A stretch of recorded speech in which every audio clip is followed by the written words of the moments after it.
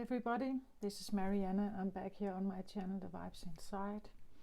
I am doing a new moon reading in the sign of Pisces, happening on the 10th of March 2024. And I've pre-shuffled some cards here, and I feel like I am at least ready to start the reading. I've had this initial download about something that I feel like is here. So I've been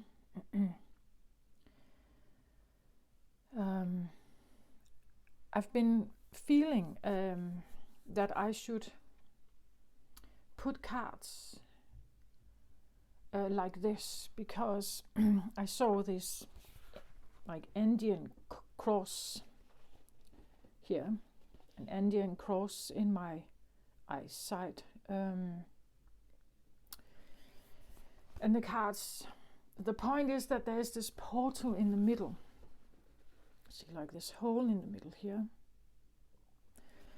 and the Indian cross talks about the cosmology of the shaman. It depicts the 4 cardinal directions, the upper and lower worlds, and the steps to reach these realms. The hole is in the center of the gateway to interdimensional travel, the proverbial eye of the needle we can all go through to experience higher states of awareness and wisdom, and to break free of linear time.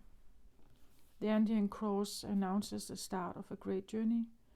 It's time to raise your gaze from the mundane day-to-day to that which until now has seemed beyond your grasp. Allow new wisdom to guide you, and stop trying to make sense of it all before you respond with a resounding yes. So what I feel like is that there is an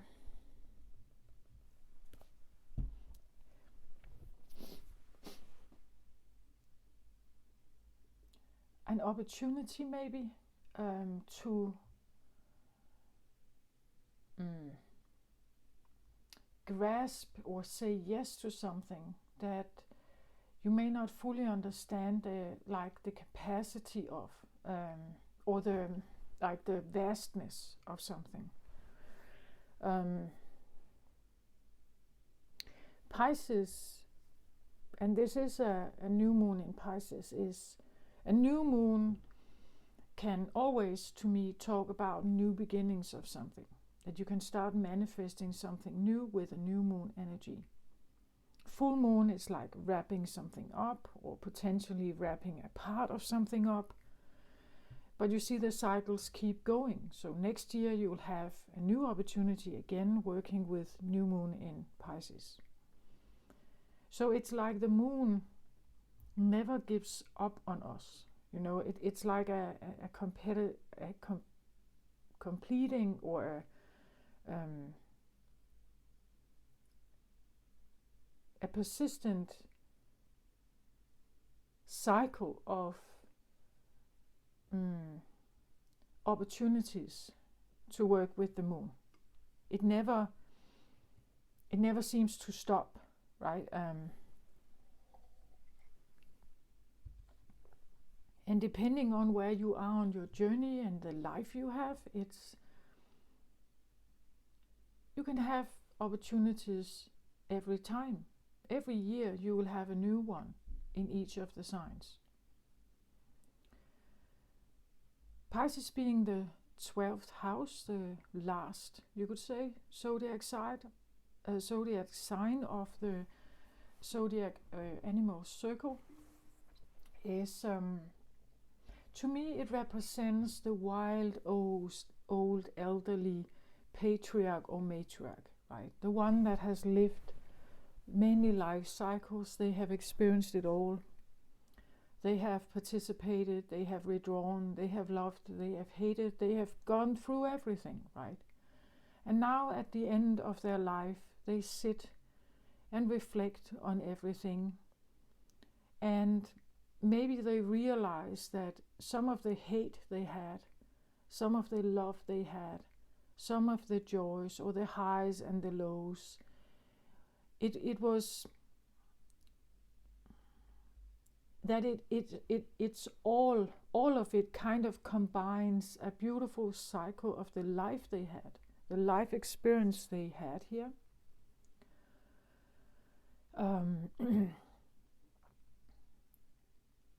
And they get more and more ready to leave the life. That's what happens when with elderly people, right? Who lived a long life and from natural causes eventually pass over.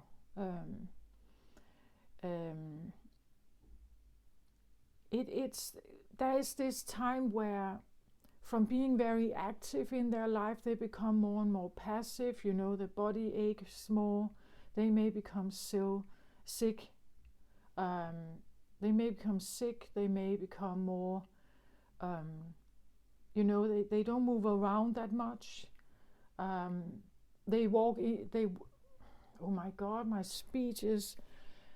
They move into smaller apartments. They live smaller. They have smaller life, you could say.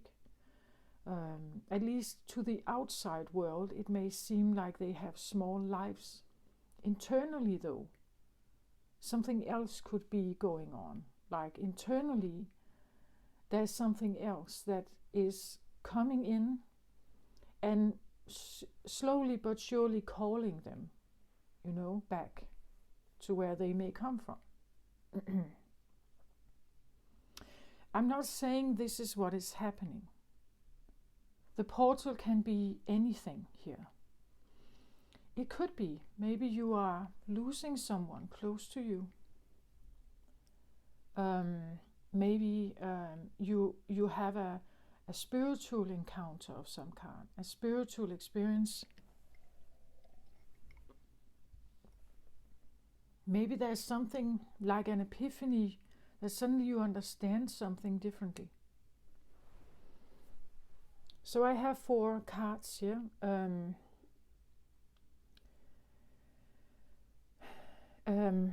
Normally there is a saying to these cards when you have them like this, that this card is about something you need to let go of. This is about something that needs to die, and this is what I feel like is actually present at the moment, that there is a new beginning possible, but for that beginning to happen, maybe there are certain things that can no longer be. Like,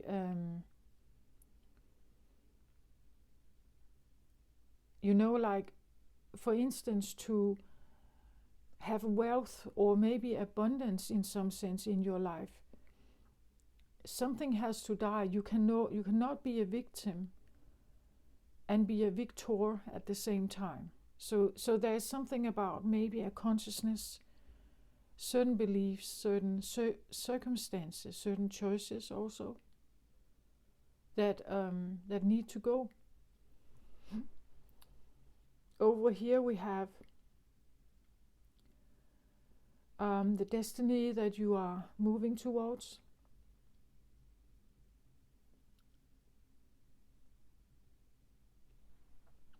Over here we have, or up here we have some of the wisdom.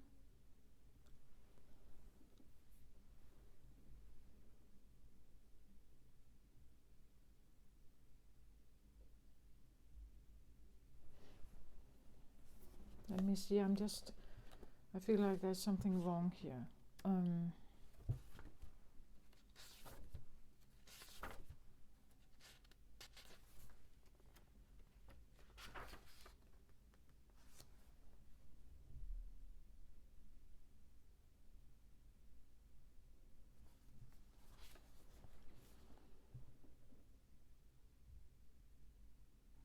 This is interesting because normally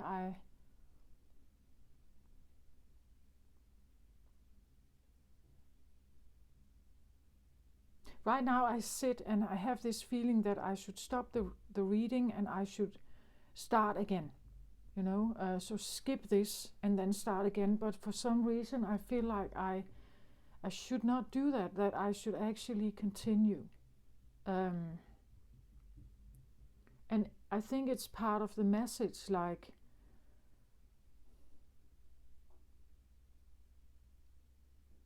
I'm consulting now with the book, and normally I go very much by intuition, but I feel like I should do this time. So maybe there's something that needs to be done by the book, or by a book.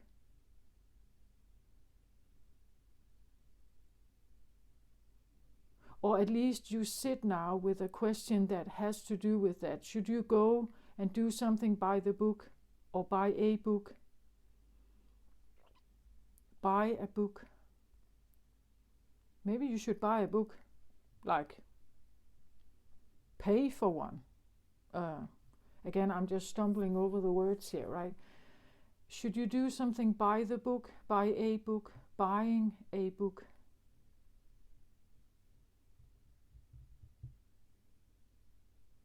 Maybe it's by your book more than it's by someone else's book. Because the card in the book here, it would say that, yeah, you need to let go of this one. I said here it should die, didn't I? I said this was a wisdom, it's still the same. East represent possible destiny. I said it was over here. So now I'm wondering, should I do it by this book, or should I do it by my book? Okay, I go by my book, right? My book. Letting go of something has to die, possible destiny, and wisdom that you need perhaps to go here. Because, and the reason why I stopped before is because normally a left card here for me represents the past. So how can this be your destiny? Maybe there's something from your past that is your destiny here. Maybe from ancient past that is your destiny. You know? So this is also interesting. Like, again, I feel like it's part of the reading that you can do something by the book. So let's say you look up a new my speech. Okay. Maybe you look up a new moon ritual online, and you follow all the steps. You buy the Epsom salt. You know, you get the right candle. You sit in the right position. You do all this stuff. And I just sit here and feel like, just do it your way. Like, just forget about all these details, right? What's your intention behind something? Go with what flows naturally for you. You could go and buy a book, but you could also write one yourself, right?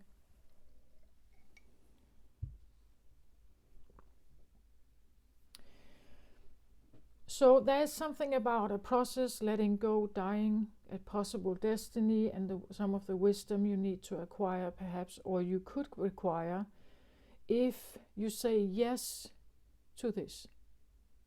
If you say yes to this gateway, if you say yes to this portal, where you don't know where you're going, you're not sure where you're going. This new moon is a beautiful time to manifest a new spiritual experience, perhaps, because Pisces is very much about that. It's about transition. It's about leaving an old world behind and starting something new. Saying goodbye to something and then embracing something new.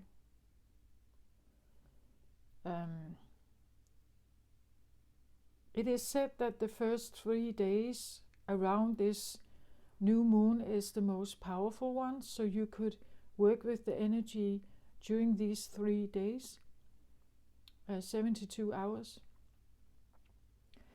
It's still there. But it gets smaller and smaller and smaller. Eventually, we will have a half moon, And then we will move into the new energy that comes towards the next full moon, right? So you have 3 very potent days and then smaller and smaller effect of it up till a fortnight or so.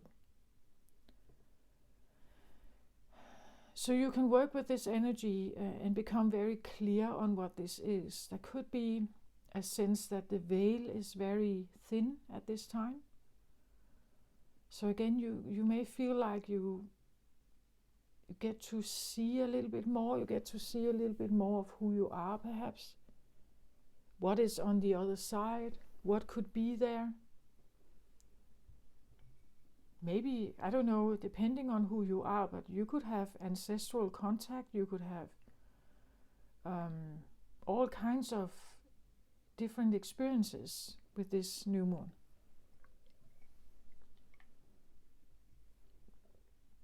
But as I said with the Andean cross here, it's like there is an opportunity for something.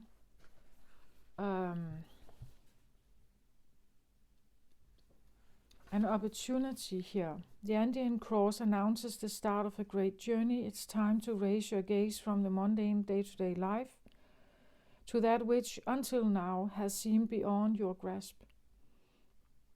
Allow new wisdom to guide you and stop trying to make sense of it all before you respond with a resounding yes.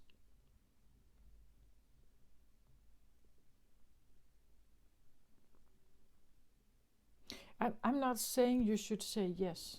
I say that the opportunity is here. I guess that it depends on whether you trust something, whether you believe in it,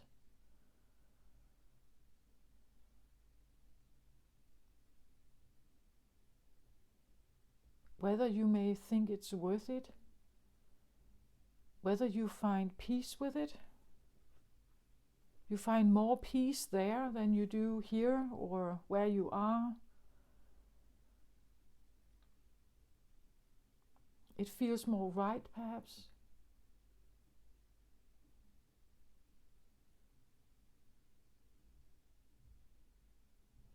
So this could be anything, like it could be a new relationship, but it's still a gateway to something. Every time we have a relationship with someone else, we learn something, we experience something, we have an encounter.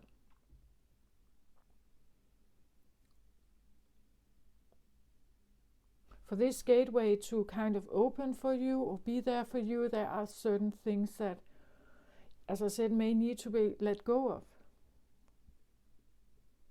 Something has to die, literally. Then there's a possible destiny here. But again, because I felt like it was in the wrong position, like it was on the left. And normally left, if you look in any book, in any tarot book, left cards are about the past. And I say this is your destiny, or this could be destiny. And therefore I feel like I have to stick with my own set of rules here and not thinking about the books. I normally go with a lot with my intuition. I let myself be inspired by the books, but not necessarily if it feels right.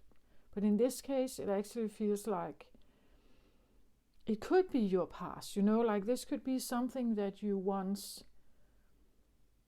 thought of for yourself, right? And then something happened that kind of maybe took all your confidence away or something, and you forgot about it or you dismissed it. Maybe you were even hiding it, And there's a wisdom here that is necessary or helpful in regards to this. So let's have a look. Letting go of. River of Blessings.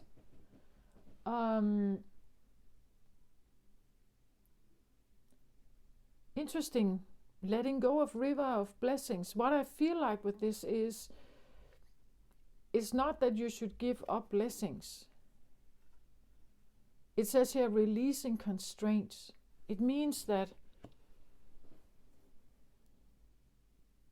all the things that you may want in your life, all the things that you are looking for, needing perhaps, a certain outcome here, a certain river of blessing outcome or abundance here, that you should release constraints. Like if you hold on to this tightly, and you're so focused on this, then the universe has a difficult time to bring it to you. Holding on to this also means that it's not there yet, usually.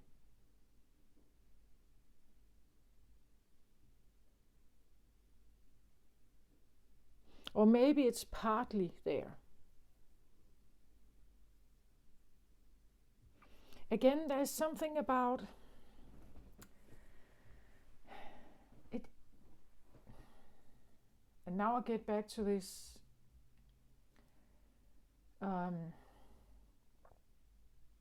It's something about what, like, it's something that Aaron Doughty says, if you know him on YouTube. He says that every person here is actually an immortal soul. And we incarnate here to have a human experience.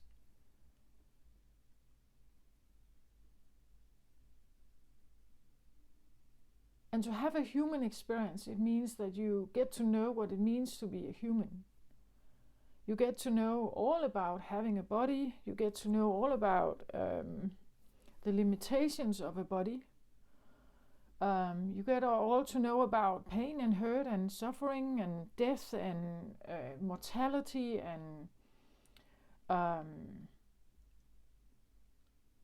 all kinds of stories that and experiences and data and facts, or so-called facts, that has to do with the human experience, with having a human body, having a human life, having a human entanglement with family and work. And again, we get to know about injuries, we get to know about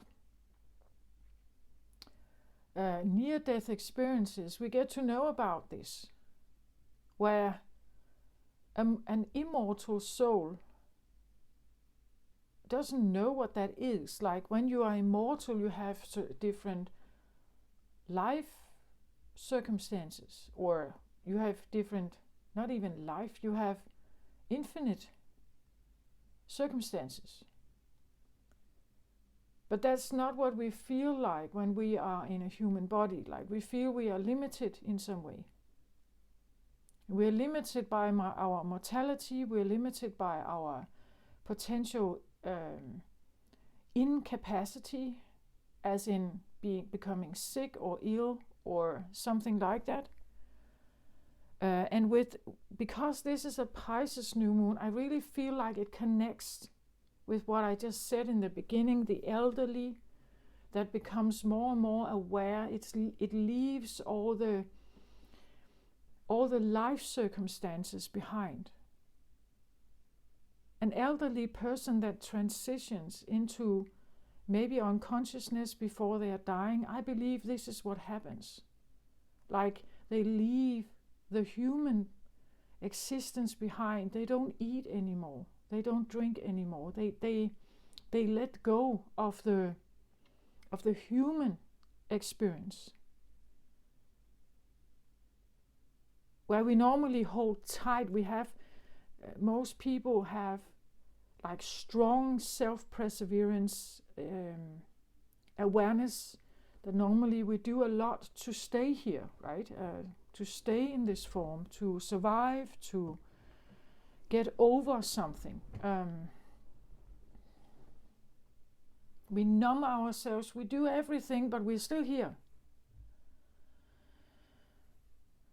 But in this transition phase, there is this letting go. Like it's like we let go of this human experience and we transition into something else.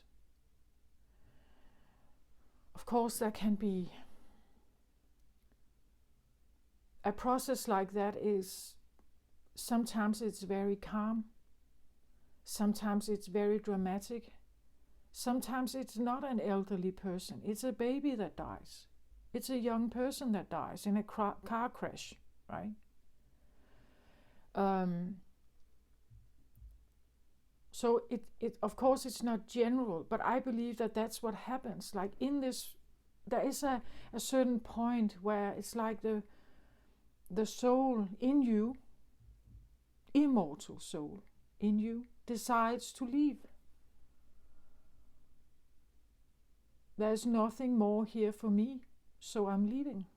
There's nothing more for me here to understand or learn, so I leave, right? What I feel like with this is the river of blessings very much links to the idea of being a human. When we are very in human understanding, we are looking for the river of blessings. We are looking for the good times. We are looking for abundance. We are looking for safety. We are looking for all of this. Whereas an immortal soul already has this. Like it's not like they are immortal. Like their batteries never run dry. They are always sourced. They are always capable. They are always fit. But a soul is not a human body. A soul has no form. It is the body is like a transportation vessel. It has organs and feelings and everything. But you see, that is the point. The point is that when we are in a mortal body, and we believe we are mortals, we are maybe scared of death. We fear darkness, or we fear the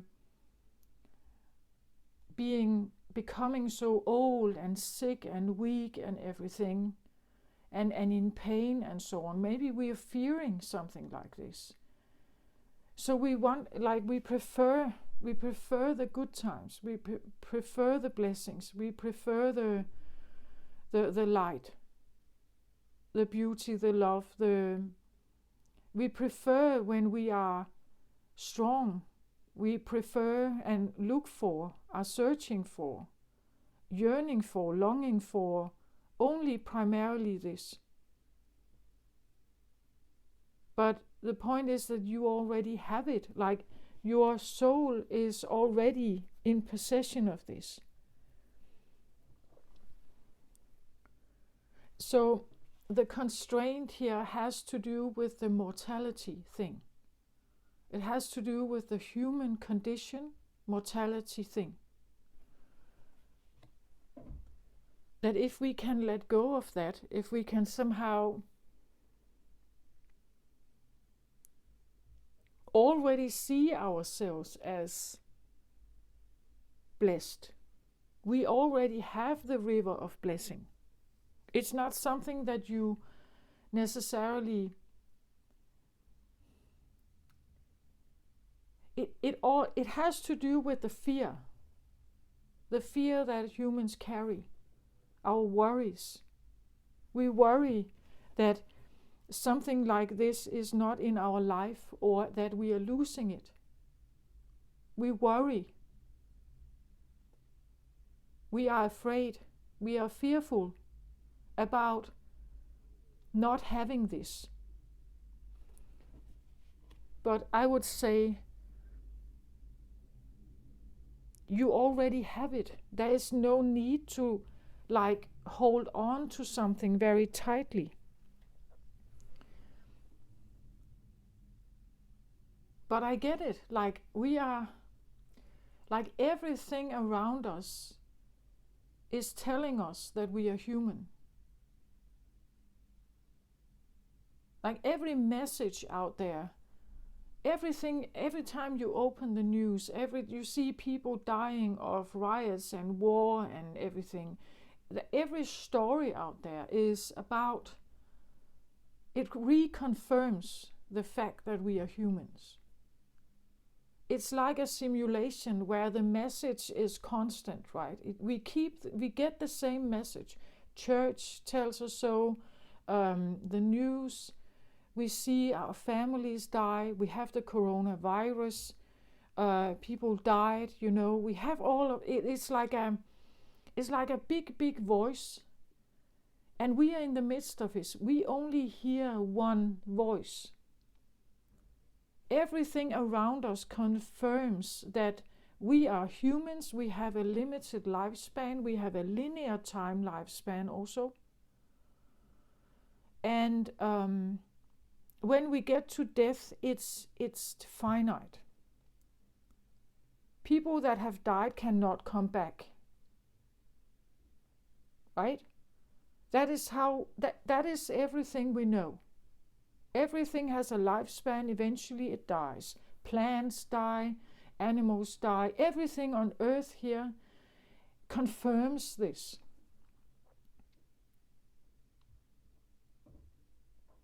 On the other side though, we have all the souls, and the souls are now here through me telling you, but you already have this. Like this is a given. That's what I hear. This is a given. It's already, you already are this. You are already this. It's just like when we incarnate here on earth, it's like we forget. We forget it, and then we hear the voice of our parents and grandparents and siblings and television and movies and everything. It's all about these problems that we are facing that potentially can kill us or threaten us or something. Every fairy tale has a beginning, and then there's this, like a peak of something, and then there's this happy ending. There's a peak of trouble, and then there is a happy ending, usually. We like to prefer that. Because death and sadness and loss and everything, this is what we are by all means trying to avoid. But from a soul perspective, it's like we're just passing through. Like having a life on earth is just like, let's say you finish a school class, the 5th grade. The 5th grade is like earth school. Okay, so you take you take a few semesters here, and you get to know something about earth school, and then the soul continues somewhere else. It's just traveling through. It has an experience here. You are an immortal soul having a human experience. So you have an experience here, but this experience is not supposed to define you. It's just an experience. Actually, it's pretty neutral. We're not supposed to take it personal, but we do, highly. We take it very personal. Everything we do is personal. Everything that happens to us is personal. Because that's the human. Like that is how human works. They are like that. We, as humans, are like that. We are highly intertwined with each other. We are highly emotionally impacted by something. We take it highly personal. We get angry. We get disappointed, bitter, jealous, everything. But from a soul perspective, it's not supposed to be personal. Like it's just an experience. Something that the soul is not. Like the soul is not mortal. So it doesn't know what it means unless it has had an experience like that. Then it can remember now, okay, so this is what it's like to be mortal. Okay, check, right? I move on to the next one then. It's not supposed to be personal. But that's not how we see it, is it? Like we hold on to this, like we want the good times, we want the blessings, we want the strength, we want something to be nice and beautiful and comfortable and funny and everything. And we hold on to this tightly, right? We want it to be nice to be here.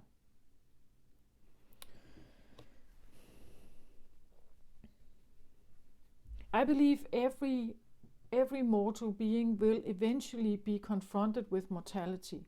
It's one of the lessons here. Otherwise, you don't understand, like the soul will not understand. It has to meet mortality. It has to, at some point, encounter something that is very threatening.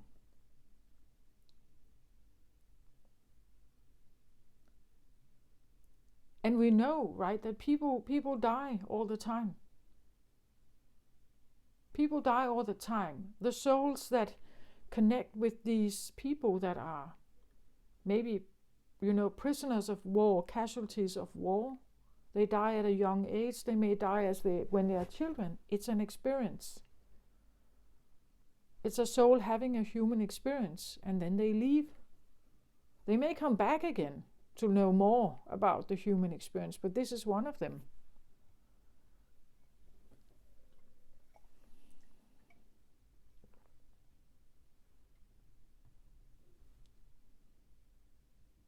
So if you know that you are eternally blessed, if you know you have everything, that you will never run out, if you know you are eternally loved, sourced as a soul, the human experience is nothing. It's just it's not nothing. The soul learns something here. But then it moves on to maybe another universe, has another experience, another planet perhaps. Maybe it's in form, maybe it's not in form. Here we are very much in form. We have a human body. Everything has, things have form here, right? It's either in form or not form. We have a lot of duality here. Either things are good or bad. But other universes, it's not like that. But again, it depends on what you believe in. Like, this is just what I get. It's the information I get. So if we want to hold on to only blessings, we want to hold on only to safety, peace, whatever this is, love, you can do that, but I'm not sure life is going to only give you this. There will be a mixed experience.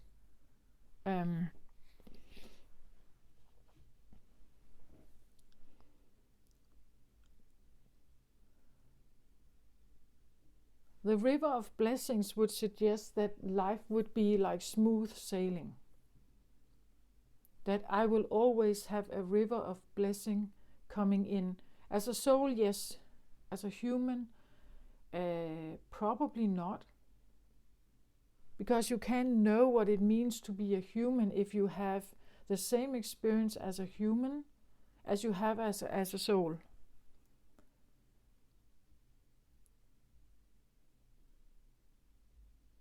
Like the soul is infinite, it has infinite supply.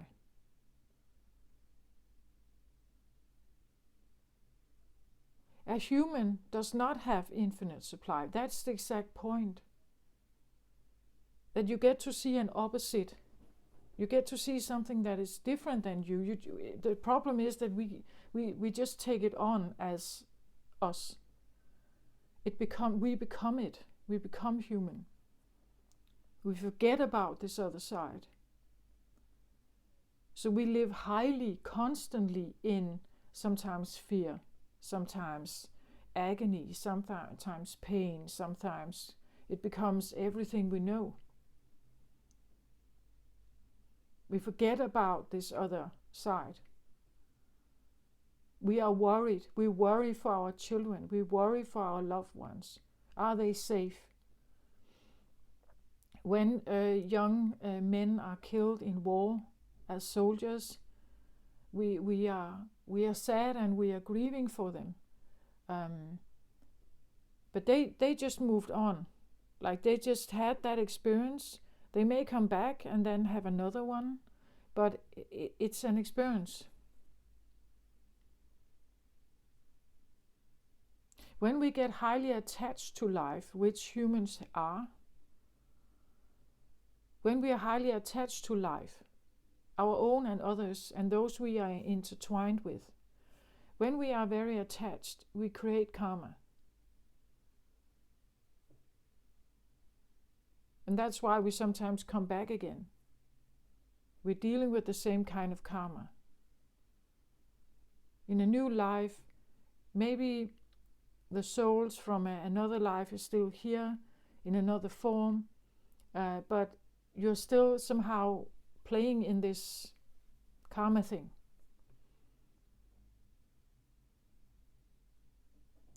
It's just, this is the download I have.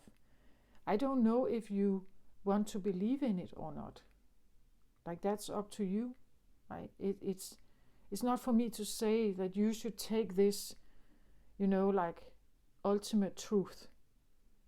I believe this is going to be different for everyone listening. This is just what I get. It's the information I get.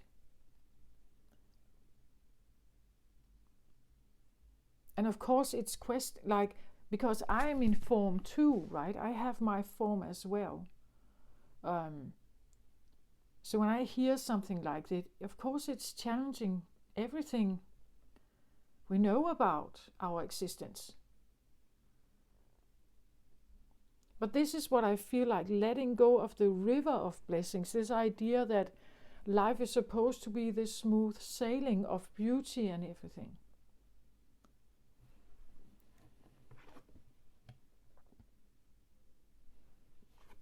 So I get the Empress here.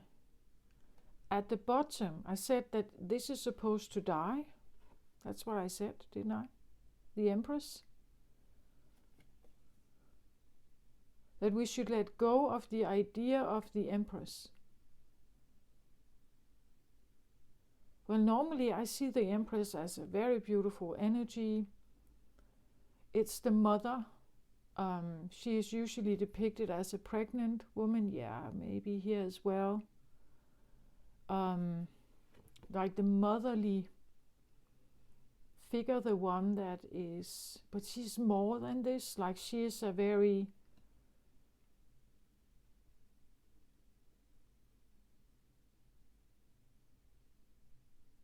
again, this goes very much with gender, human gender form. It has to do with a very beautiful, fertile, motherly, but also maybe physically beautiful woman here. There could be something about gender here, something about,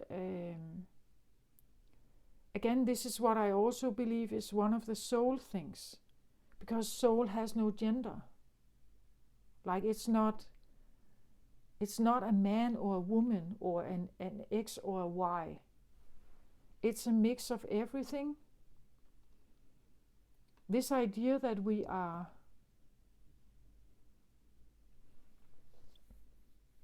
only one is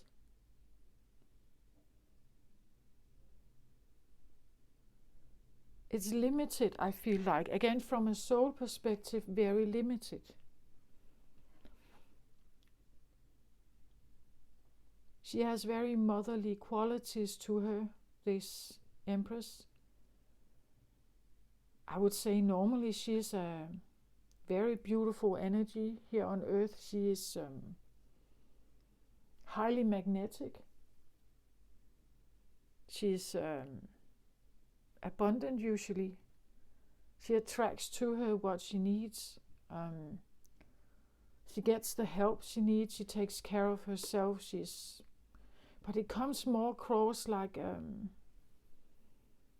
the motherly figure. The river of blessings, like maybe like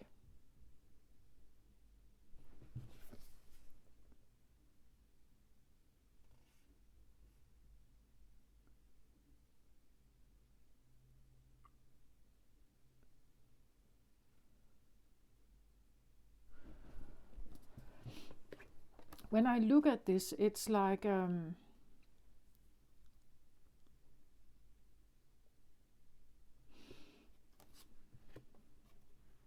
it's like she stands there, she holds out this ball of water.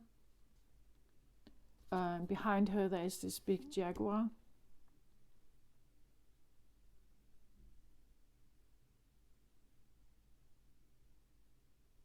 Again, I have this feeling of like there's a human understanding about something, and then there's something else here that kind of tells another story. It has to do with your soul, I feel like.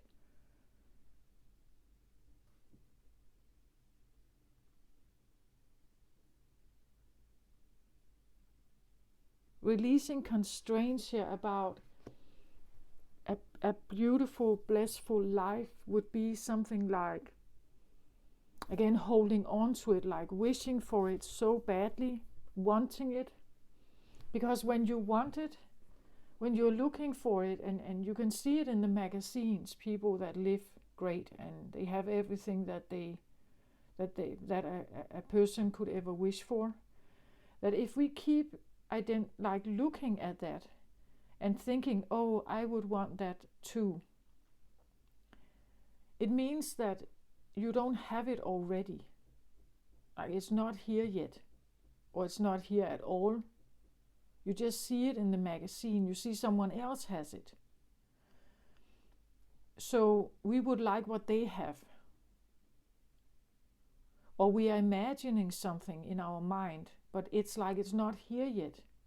As long as we want something, it means that it's not here yet. As long as we long for it, it's not here yet. It's out there somewhere, and we can't seem to grasp it, right? Instead, the constraint about this could be something like identifying that I start saying that it's already here. I start saying that like better life terms are already here for me.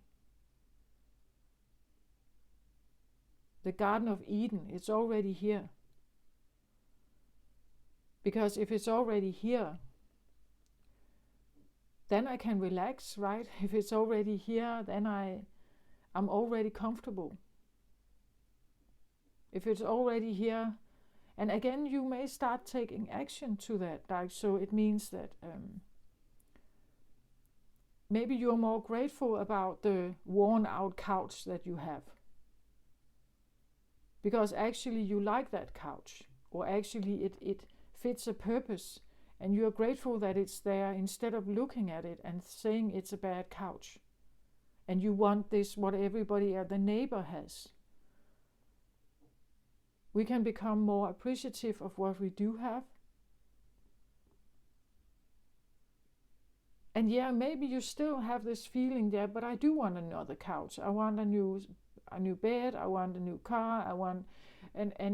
If I don't have all these things, then I'm not blessed, or then I'm not happy, or then I'm not abundant. If you start saying this, and I know it sounds maybe crazy, but it actually works. Like you just do it. It's not just 3 days, right? Do it for a longer period of time. You can write it down if you want to make a ritual during this new moon reading, or this new moon period. That this river of blessings, as I said, it's already here. You are already blessed.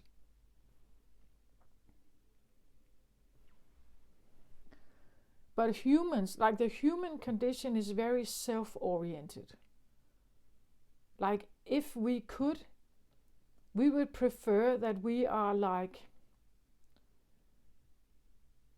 that there is a constant supply of all that we want in the moment at all times. That is how the human brain works. That we would have the blessings all the time constantly given to us. And that's not how the human life works. The human experience lets us know that this is not how it works. Like we have to do something here to get the things we want. We have to actually get out of bed, we have to work, we have to do something. Sometimes we have to comply with other people, otherwise we are not getting what we want, or seeking or longing for. Like this is a bargaining place, it's a trade. Sometimes it's a competition. That's the human experience. That's what it is.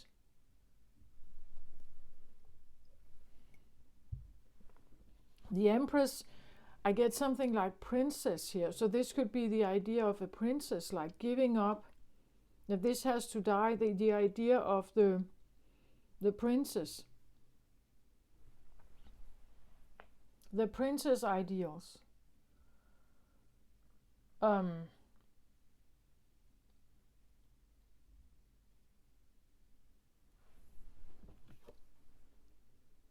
Again, I get something like, and I feel like seeing something in a bigger perspective, because it's like, as I said here, she stands here and she has this ball of water, or what she's bringing here.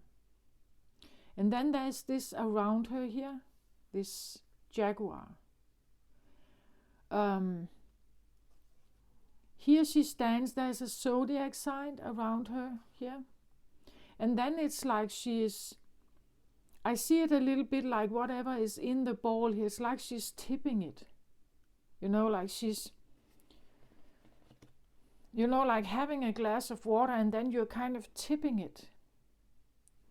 What I get from this is something like seeing things from another angle. Like whatever could be in here, it's like she could be pouring it out, or tipping it over so others could look inside it, right? In this position she can look at it, right? But if she's doing this, it's like she would make others see what she sees.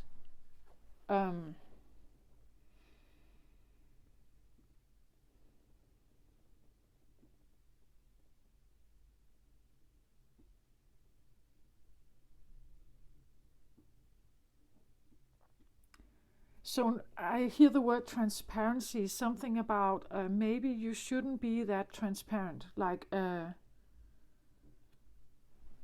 because this has to die, it says. That would be the card of this has to die in order for you to get over here.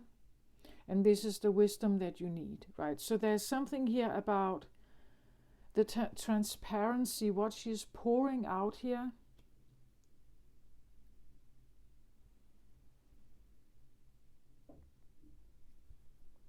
Or what she's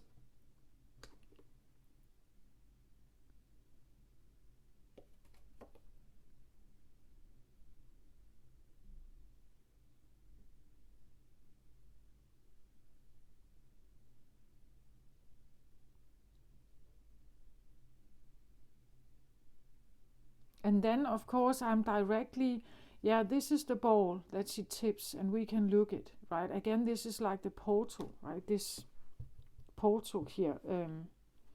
So from something that is seemingly what?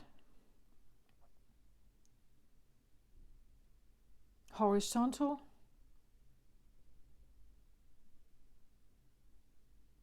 It's now made vertical, or do you see, like it's And again, I feel like it's something about the angles, to look at something from a different angle, to tip something and look at it from a different angle.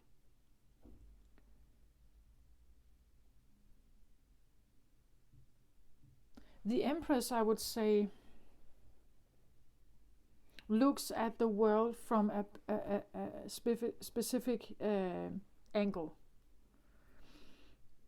Because she is a woman, right? She is a woman, she is feminine, she's a motherly figure. She thinks that certain things here are beautiful here.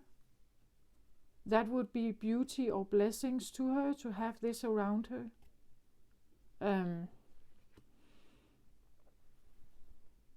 That could be the blessings that she's looking for. Again, the smooth water or the calm life.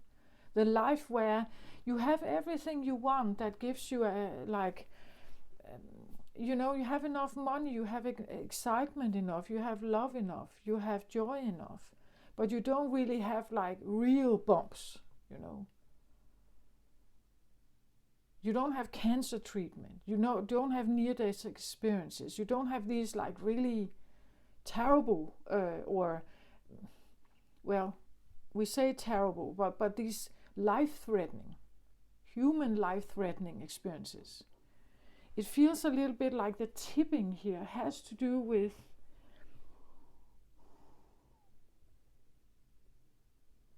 here. Again, it looks, like if you have a cup and it's full of something. From a human perspective, this would be a great thing, right? It would be a great thing to have a full cup.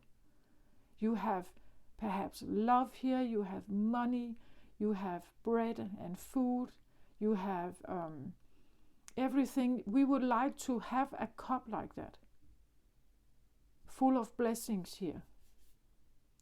That's the human experience. Here it feels a little bit like, let go of that, like tip it, just tip it. Like tip that idea over. When you do that, it allows you to have this experience. Like, don't get focused on the full cup. It's all materialistic. It's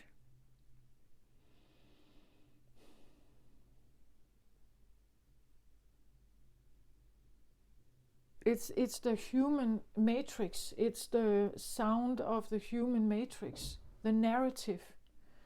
If you let go of this narrative, and then I see the cross. This is of course the feminine sign, right? But I'm drawn to the cross here also, and I did an Indian cross, right? That is like there is an opportunity to everything we consider blessings are conditioned to the human existence.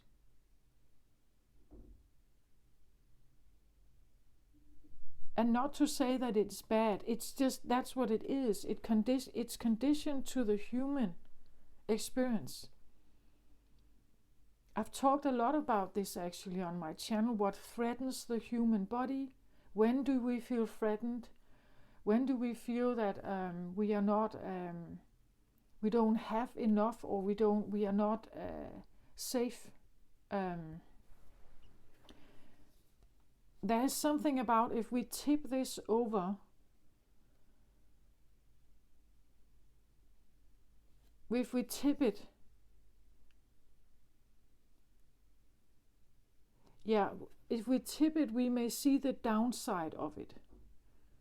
So as long as you hold on to your blessings here, then you may feel safe. You have enough money in the bank. You have, maybe a house. You have shelter. You have food. You have more than that. You have good friends. Everything is in the cup here. These are your blessings, right? This is the things that you hold on to. These are important to you here in this human life. But if you make a standpoint here where you tell yourself, okay, I take this cup with all these blessings and I just pour it out. I let go of it. I let go of the attachments to all this stuff or these people. What happens if I do that? Then you will feel the fears.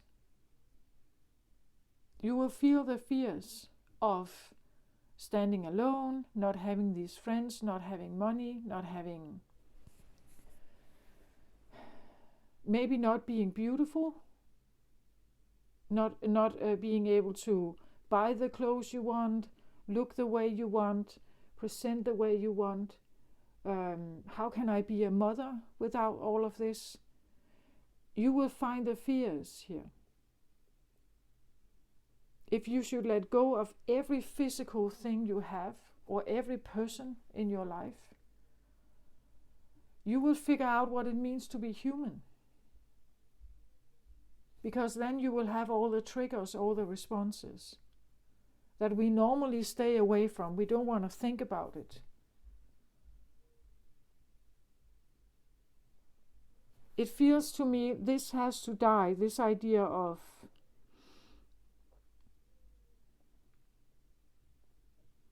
first of all gender, like this idea of the gender.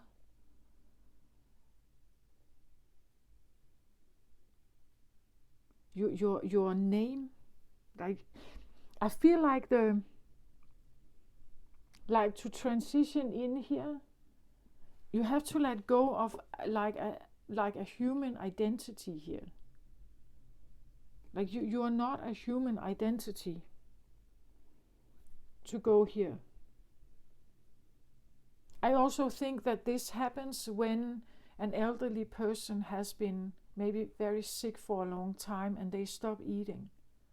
They just start sleeping. And they're not eating for a long time. They just lay there. And then eventually, after weeks perhaps, or days or weeks, then they die. This particular moment in time, or this particular experience, I believe this is what happens. Like it's like you let go of your name, right? You let go of the attachment to those around you. You let go of you tip it out. Like everything you have been holding on to here in life with the human experience, all the people, all the stories, all the memories, all the like the coin, the money, the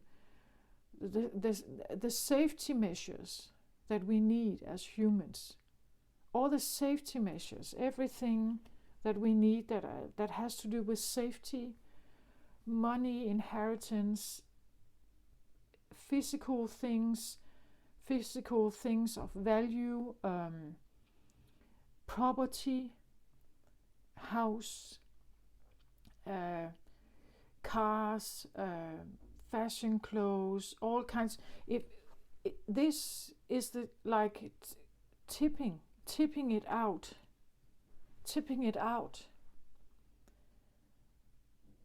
like just really letting it go. Detachment, I would say. Detach from the earthly realm, detach from the idea of maybe your gender, detach from beauty, like human physical beauty, detach from your name, detach from the persona you had as a human person. I get something like that.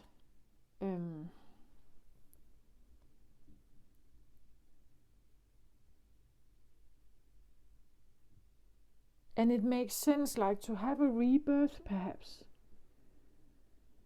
To have a rebirth.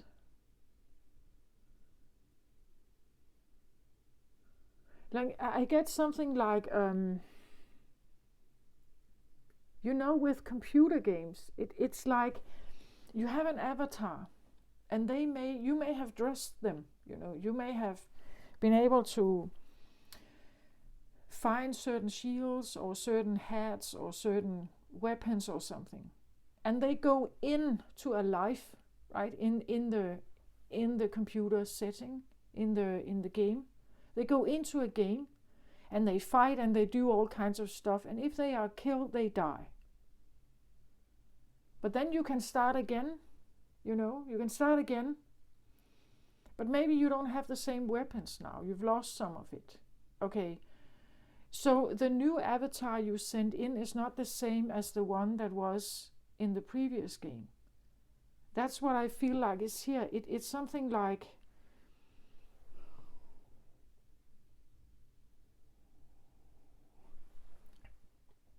to have a new beginning of something.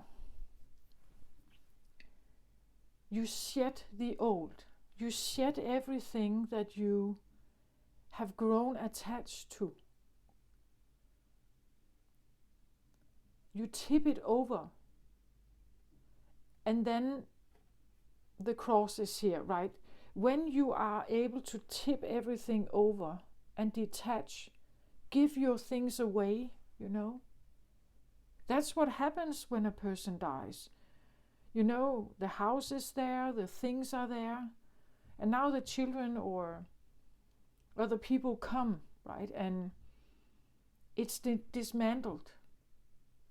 The home they lived in, their things. Like for someone who transitions to the other side, all of this doesn't matter. They can't take it with them.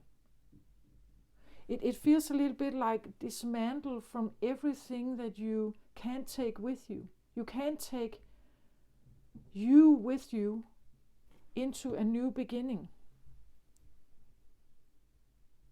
Like you can't take the current persona and everything here with you into a new beginning.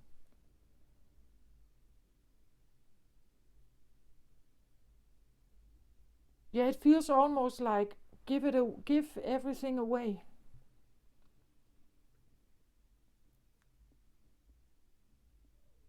Or detach, close off every untied knot,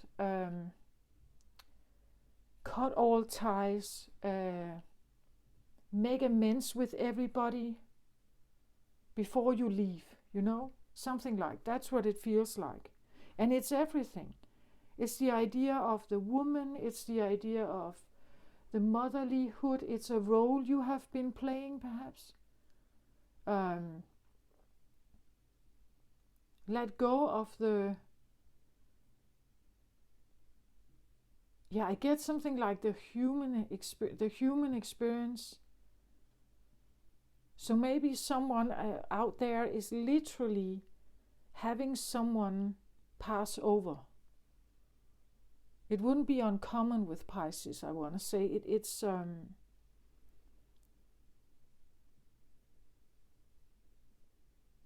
it's like tipping it over and it just, flushes out. Everything you have is flushed out. Like your money, your friends, your everything, your clothes, your fashion clothes, your Rolex watch, maybe your feelings about leaving or about starting something new.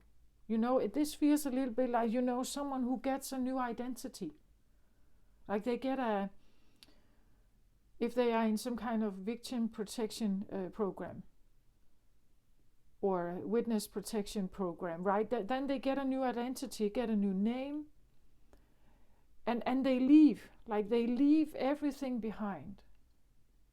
They get a new name, they live somewhere else, they get, new papers, right? You get new papers, you have a new address. You are now you're not a business person that you were before, a lawyer. Now you own a grocery store. It's like you get a complete new setup. It's like you become a new avatar.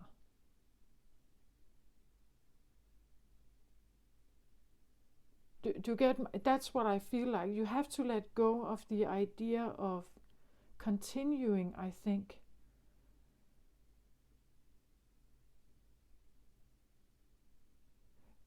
Let go of the idea of one gender. Let go of the idea of, and we already have this, right? We have a big community with like lesbians, gay, queers.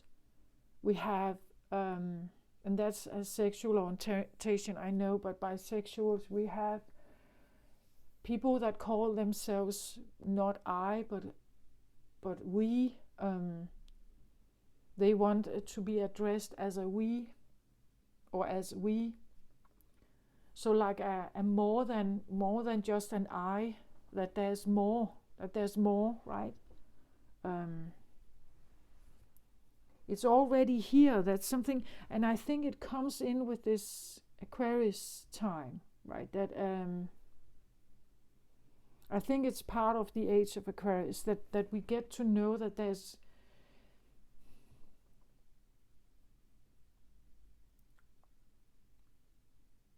more we haven't seen. And in order for you to have the portal, to look through the portal, you dismantle from all this that is not you, or that is not, it could be parts of your human life that you are not wanting to continue with, priorities you've had that you find, I want to let go of them. I'm dismantling this because it's not true to me.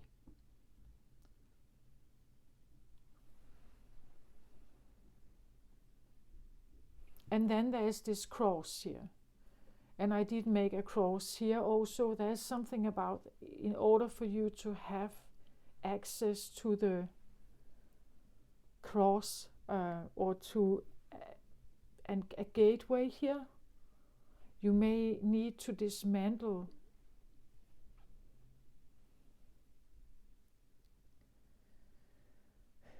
and I do feel like this is what happens when a person lays here and is, you could say, dying, right? That they are dying, they're going through a dying process. It means that they're dismantling, they're detaching from this current world that they're in. They can't stay attached and leave at the same time, right? It's so you detach from it.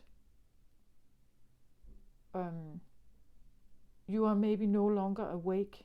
You may be sleeping or seemingly unconscious, and then eventually you transition on.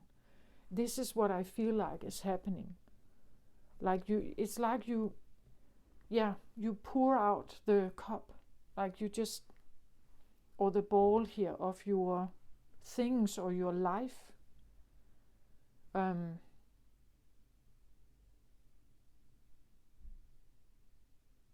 Here you hold it and you look at it, right? And then there's this like kind of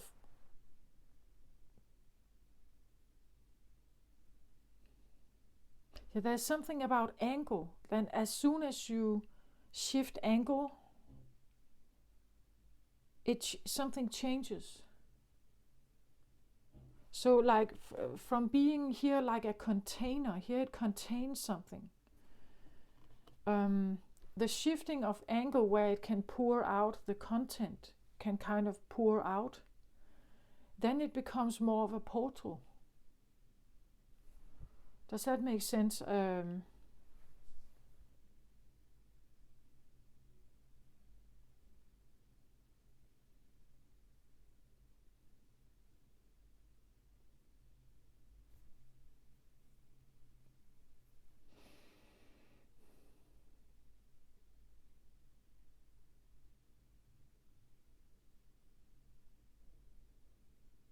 Yeah, it's like now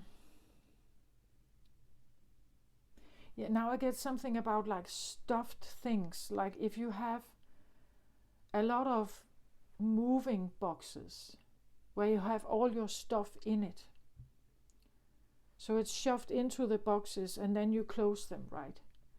That it's like every time you take out a box and you look into it, it's stuffed and crowded and dense in there.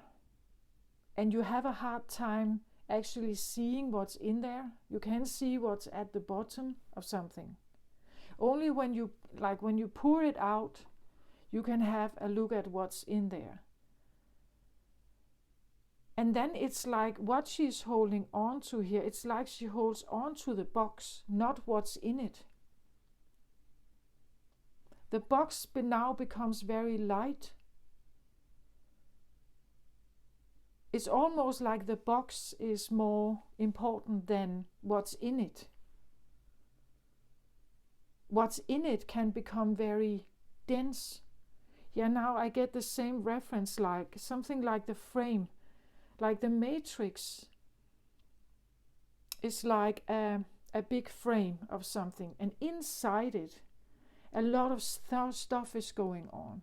Inside it, it's stuffed and dense. Inside it, there is this particular voice that keeps beaming and telling a particular story. And you can hold on to that story here in the box, right? But if you somehow choose to, instead of me being a participant in it, I now become one of those that actually hold it. I am outside of it. Like here she's outside of the ball. She can look at it, observe it. Here it's like she has tipped it over and she holds on to the frame. Like she's holding the frame. She holds the frame here, but not what's in it.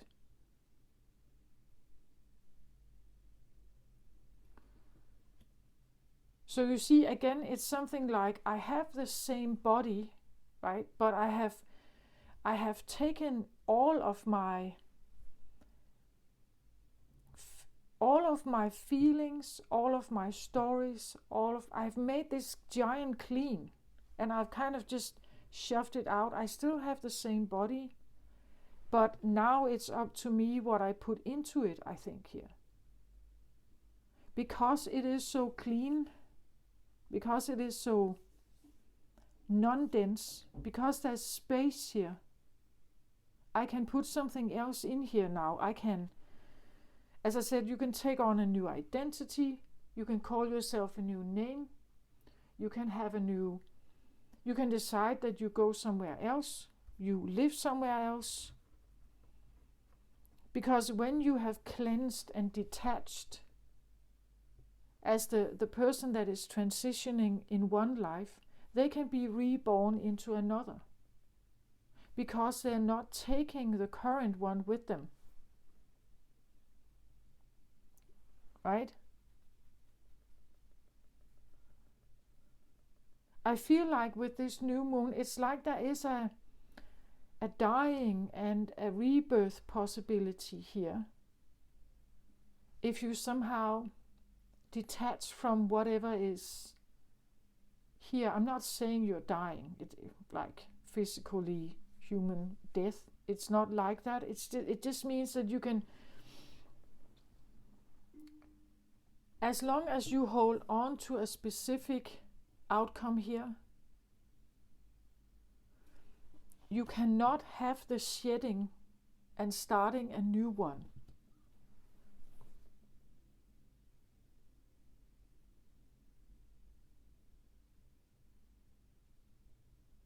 And it's also about what is it exactly you hold on to here? Like what is in this ball? What is it that she holds and carries here?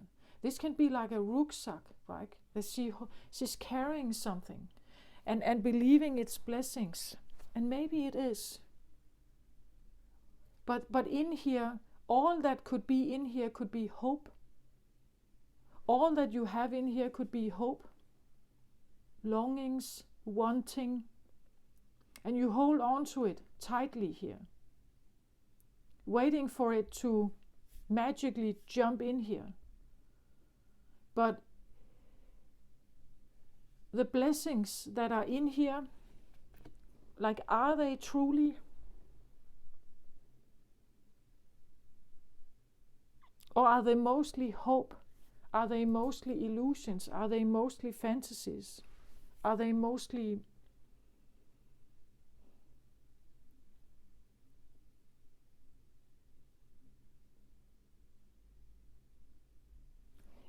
it says something about releasing constraints. So it's about loosening the grip of something. And again, that's what I feel like when a person transitions, they have to lose the grip. You can't die if you hold on to life, or the current life you have with all you have. Like, eventually you must release that grip.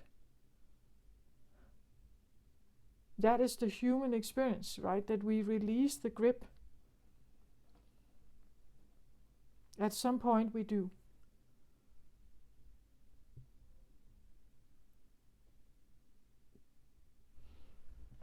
Here, to me, it feels like it's even more. Like, here she may still hold on to it, look at it. Right? But then she tips it, and it means that she's pouring everything out. When she pours everything out,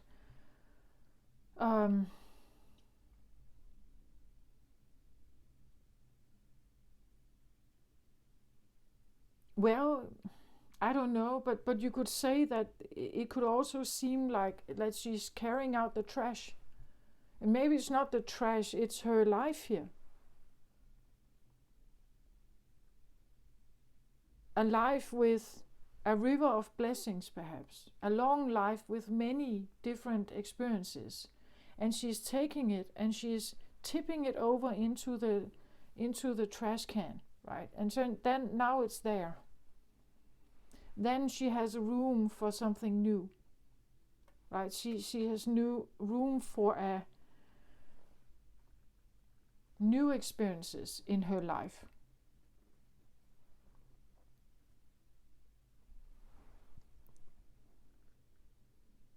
And one of the reasons why she can do that is because she knows that there's something else here with her, right? That there's something else here that is with her. That is the reason why she knows, right? She's guided by something here that helps her keep her focus. So even though she you know, you give everything away. When you give everything away, again, remember, the things we have,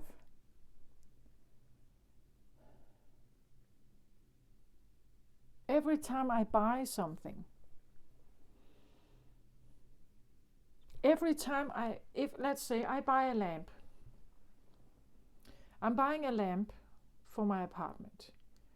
Every time I buy a lamp, I could have bought another one, but I'm buying that particular one. Why am I buying that particular one? It's because it suits the purpose. Maybe it has a great design. Maybe it's a designer item. It's expensive, perhaps.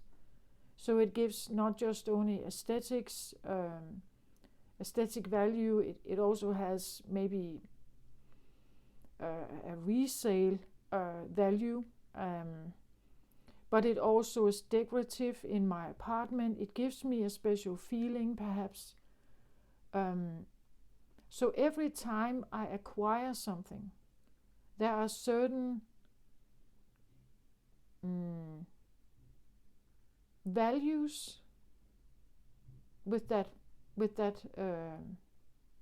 particular item.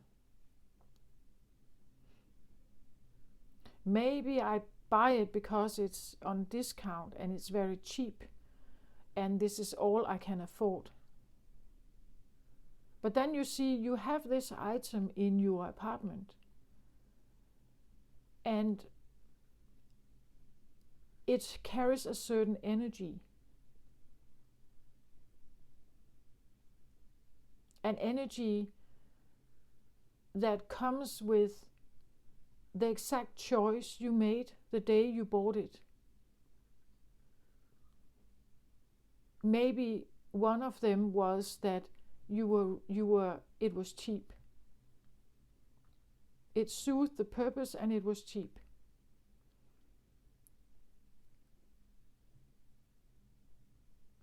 But then if you're surrounding yourself with things that are cheap, it will probably not give you a feeling that you are, well, maybe it does. Maybe you like cheap things. But if you like things that are expensive, it won't give you that feeling.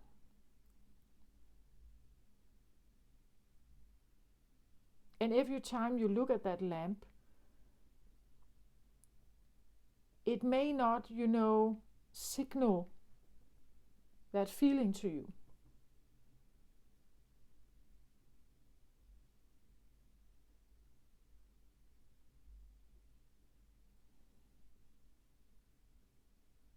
So, when it comes to it, it's not what are in the boxes. It's what they signal to a human eye or to your human experience. When you get to the end point of life, it doesn't really matter. Like whether they were expensive or cheap or whatever. When you pour everything out here, it's whether the relationships were good or bad, or whether they were reciprocated or not, it doesn't really matter. What she's doing here is like she's just pouring it out, just releasing everything.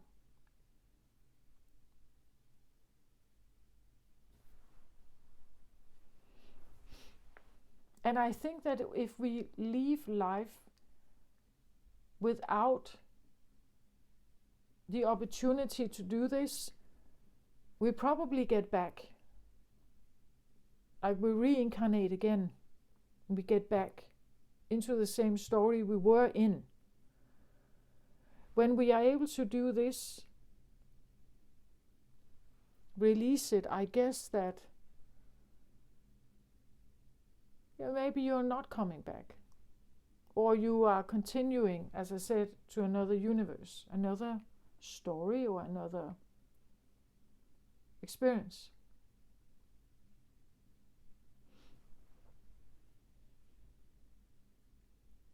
So let's say that this has to do with a relationship that you, maybe you've met someone new, right? And there is an opportunity to enter into this relationship with someone new. What I get from this is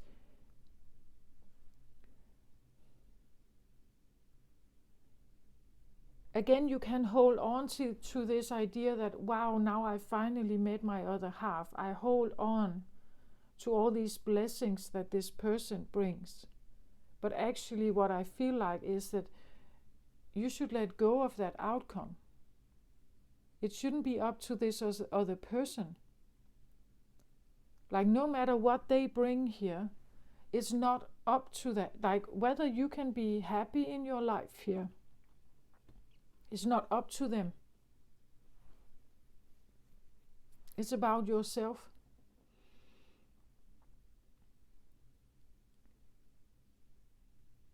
And it's also about this idea that if you've had other relationship and they may have ended bad, are you able to tip over your boxes here and detach from all that has been? All that has been. So you stand now as a clean, new, blank slate, you could say. Or maybe not blank slate, but you have no attachment to it. You are neutral. You have said goodbye. You've made your amends. You've cut all ties, you have said goodbye and all this stuff. You have let go, you have emptied the bucket. Because then you're not taking old regrets, you're not taking old grudges, you're not taking old mistrust with you into a new existence. And this is what I think happens when elderly people that die from what we call natural causes, that they go through that process.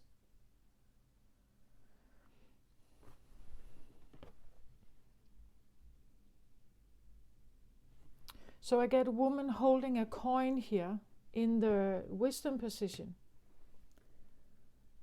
And it's so interesting because she holds a coin. Look at what it looks like here. It has this hole in the middle. And exactly what I feel like with the Andean cross. That there's this portal here. That there is an opportunity to go through this portal here. But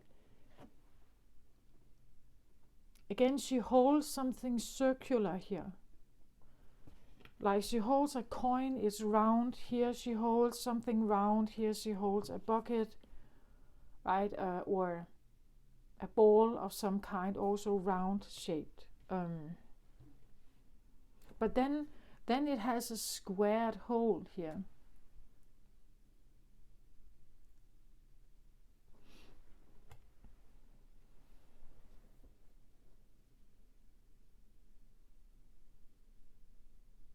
You can see how she's literally holding it here with both hands.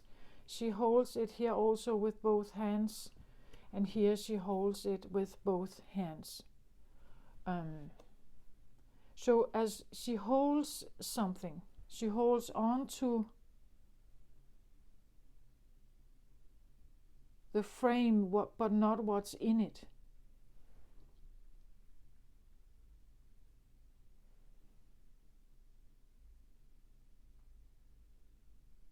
She holds on to the frame, but not what's in it. So that could be something like you hold on to, your human existence, the body you have, but not what's in it. So it means the name you have, the gender you have, the former relationships, things, everything is up for debate. Everything can be thrown out like trash. Everything is not, it's not personal. It's not something to be held on to. Like, I'm not supposed to hold on to it.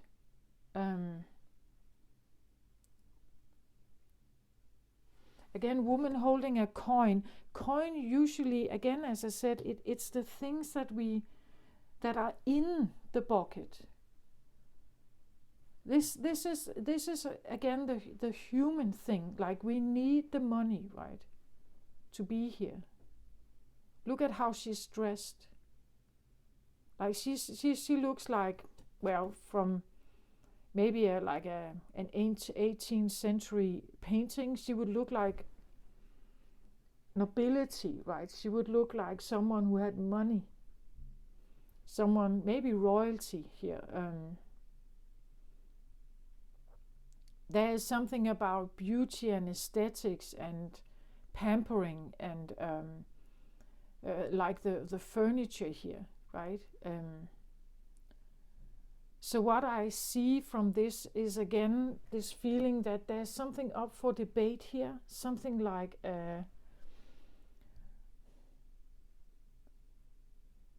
is it worth holding on to all of this? Like when we leave life, or when we leave, or we are transitioning from one way of being into another,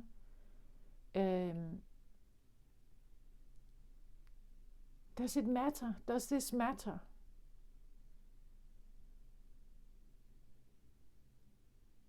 Does it matter? What matters actually when we are leaving? when life is done. Does all this matter here? Well, it matters if you want to give something to your children, and of course this could be someone around you here who is very excited about what you have. What kind of coin you have here.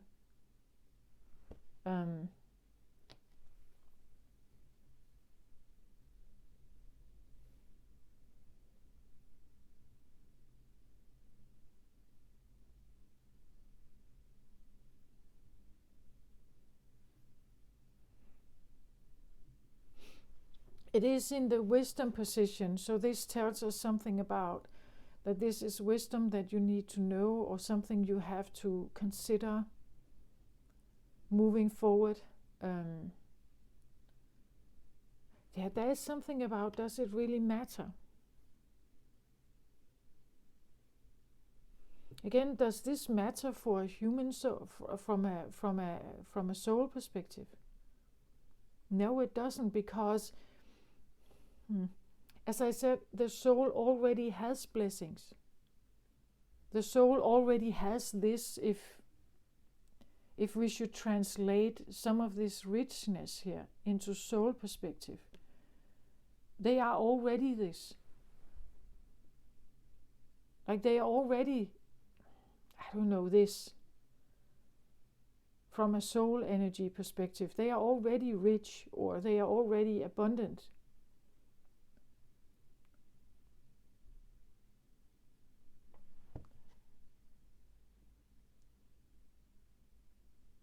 A soul has no physical form, so this picture doesn't make sense, right? But if it could give an inclination for a soul, like the soul, it already feels like this. The soul already has the coin, if we want to use that metaphor, right? It already has supply. It's already sourced. There is no...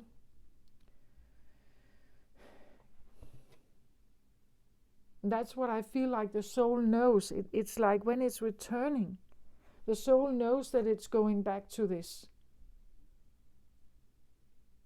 Now it has another experience with it, right? It has evolved. But it already knows.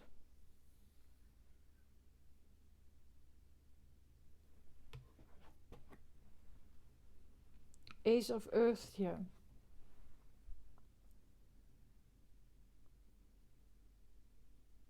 So this is in the destiny position. This is in the...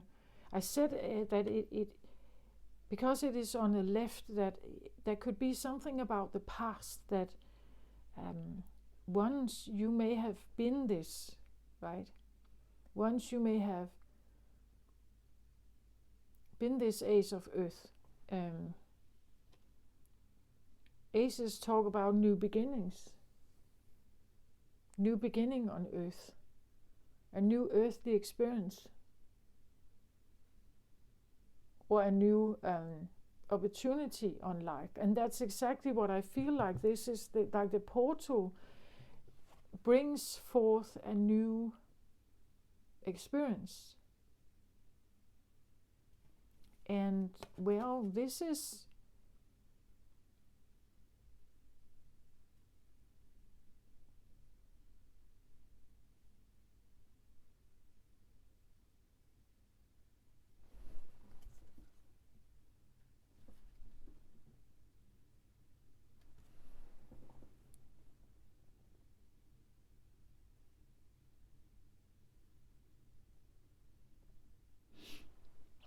Well, first of all, he looks quite...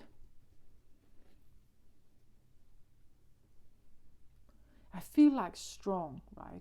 I feel like he is quite strong. I don't see him as weak, right? I see him as quite...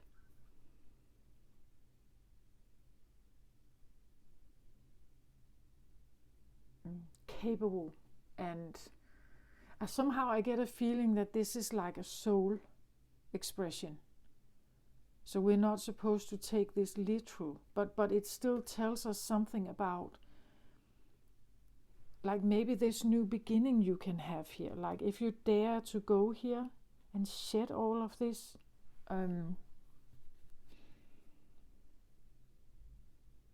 like, you could have this encounter, this new encounter that feels very strong, I think. If I should look at, these are all feminines here, right? This is a male. This is a male deer, a male, a stallion. He has antlers here. And he looks, again, he stands on the top here of the mountain, and there's this bright light around him here.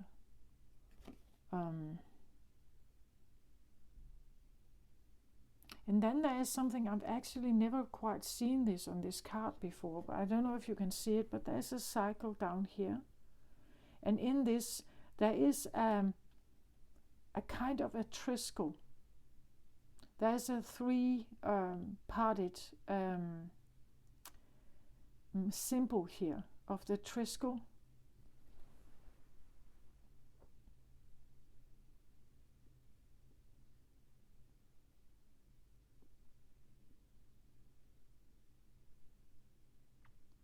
And I think, like, the triskel is like body, mind, spirit. It's like having a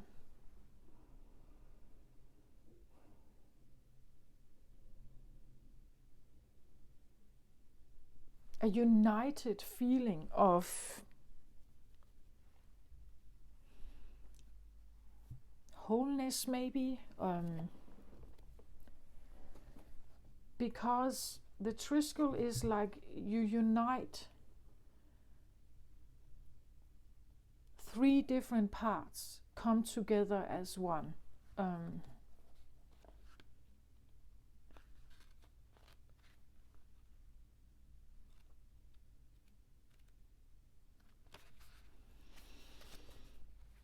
So this says prosperity in its purest form, concrete results in the physical world, abundance made manifest. I recognize the many forms of abundance and plenty, and I align myself with success. I can generate gold from the resources I have at my fingertips. I make an impact. The essence of prosperity is taking form in the material world. So yeah, there are manifestation powers. It's like heaven and earth gets united through your presence, or what it is that you are becoming, I feel like.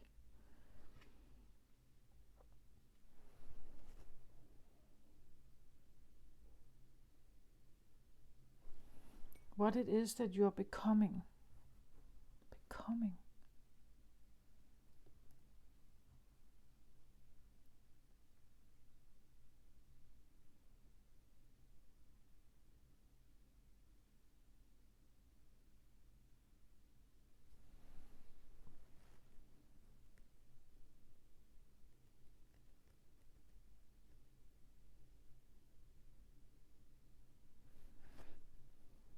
Again, I feel like something about this human soul that is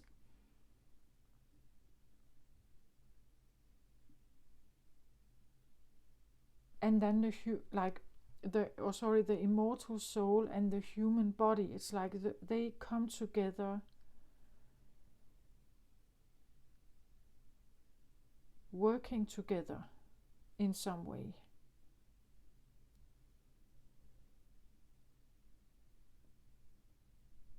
Creating something very stable and very solid here.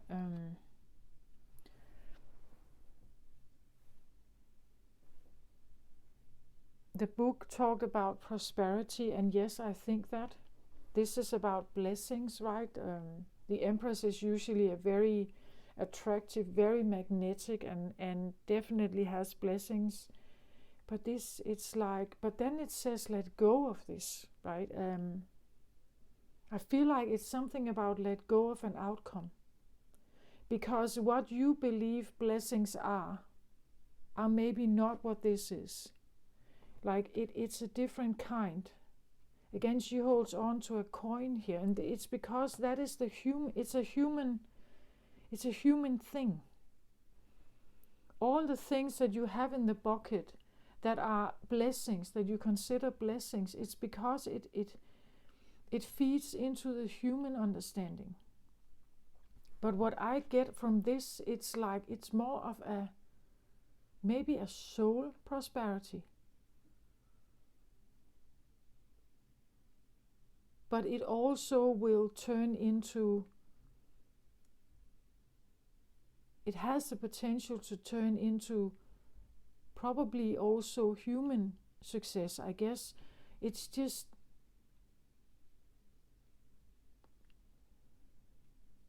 like I don't think it shows up like that.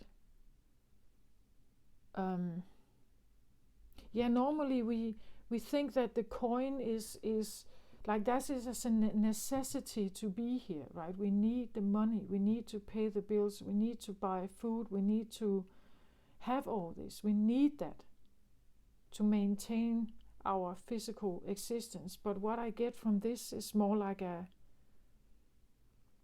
maybe I would say a spiritual prosperity, spiritual,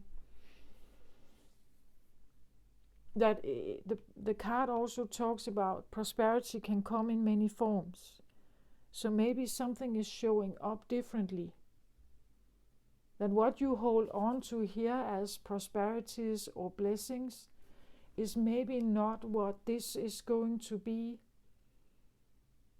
but it is going to,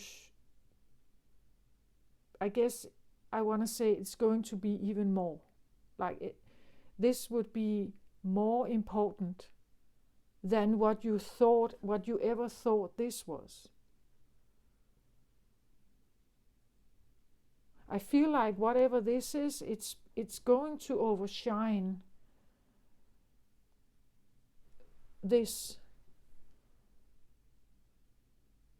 Like these are blessings that has to do with your human existence.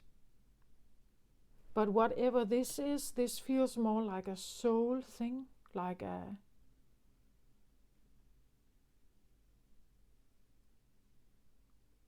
so it's like whatever this is that you have been carrying is in your box here or in this container here is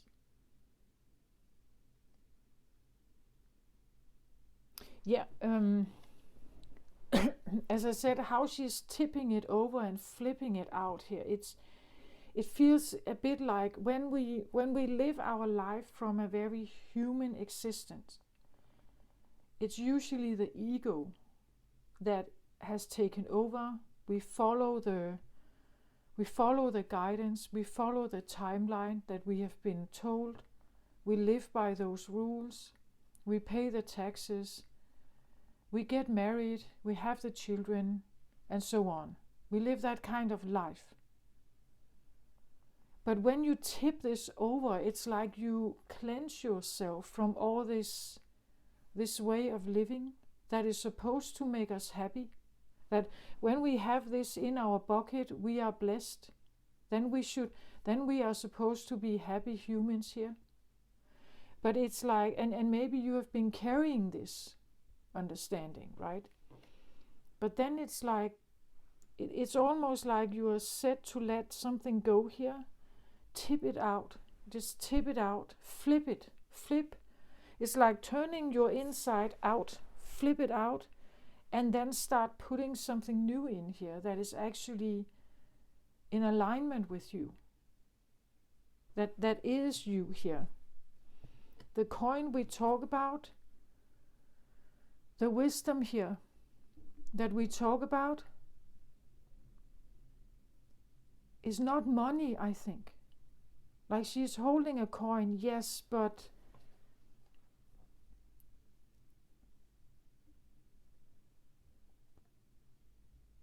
I feel like what this talks about is a question of what abundance or prosperity is. Like, does she look happy? Even though she is dressed like she's rich and she holds the coin here, does she look happy?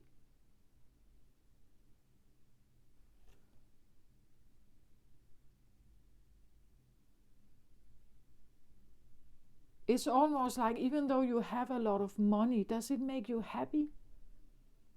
It probably takes away certain fears, or maybe it takes away certain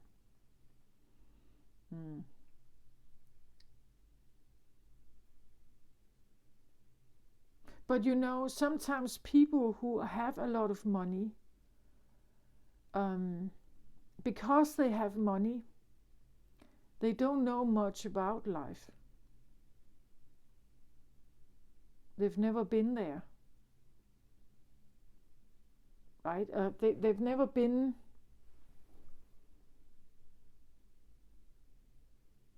They've been safe, right? Like this could be someone who resides safely inside a castle, living as a princess. But she doesn't know much about the life outside of the castle walls. She's never been to the concentration camps or the slum areas. She's never been homeless. She's never.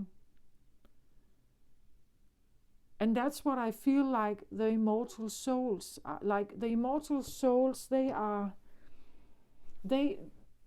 infinite source supply.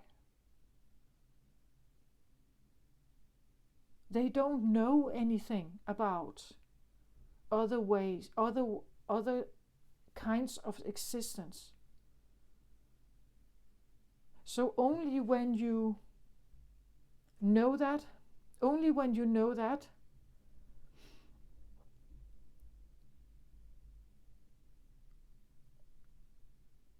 you can get out of your own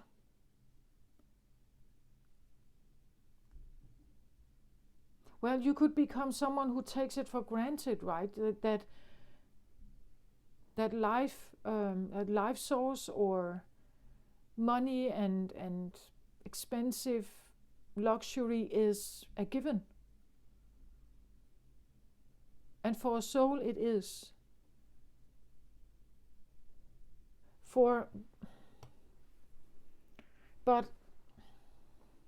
And I've talked about this is a long time ago on my channel. I talked about this idea that with Source or God, it's like everything we know about our current world is intertwined with each other. It's melded together. There is a perfect balance of everything in here. When you get to, and that's what I feel like the souls experience when they return to Source, they experience this perfect balance, smooth sailing, always supplied. Then they come to Earth, and what happens on Earth is that this perfectness is split into atoms. So they are now separate from each other. They exist separate from each other. Some is fire, some is air, some is earth, some is water. We feel separate. We feel separate from something else. We always long for something else, to have this completeness, right? That's what I feel like. That's my understanding, that it's all split. We can see everything in its own existence. We have different flowers, we have different smells, we have different... everything is divided. Something is in form, something is not in form, but it's still energy imprints. Different flowers, different colors, different it's all divided. Different plants, different fish, different, all the way down to different small little particles, up to big, you could say, universe, stars, systems, blah, blah. But it's all divided. Where we live, where a human lives, in this star system, on this earth, it's split. It's split up. We are not naturally intertwined with all of it at the same time. We do not experience oneness. But I think that this is where the soul comes from. They come from oneness. They come from this place where they have, if we should put this into picture, they would have everything. But because they have everything, it doesn't mean that they are even enjoying it. Usually people who have more money, they just want more of it. Like they just want more fashion clothes, more. They never get, they're never really saturated. They just want more of it. Because actually I think that this state can become, it's very balanced, it's very neat, it's very safe, it's very, yeah, we would say good, right? I guess. But to maybe have an appreciation of this existence, they have to get to a place where it's separate. So we come here to have that experience. So that we will actually perhaps appreciate what this is. So this comes across as very materialistic. It's something about, because you have now, like you've shedded it out like that, you could be ready for a new earth experience. You could have you could decide, okay, I have this, again, she's holding on to the container here, right? So I still have this box, I still have the bucket. I just tipped everything out. So I still have it now. Okay, what do I want to put in it? I can start over. I can have a new life experience. What is important for me to put in here now? In me. What do I want to believe in? What are my thoughts? What are my values? What items do I want in my life? What people do I want in my life, if I want any? What animals or whatever. But you can put it in there. There is an opportunity. This gateway is here to empty everything out from this current life you have, detach from whatever you want to detach from, and say, okay, I'm ready to say yes to it's probably going to be a different life, but I'm ready to do that.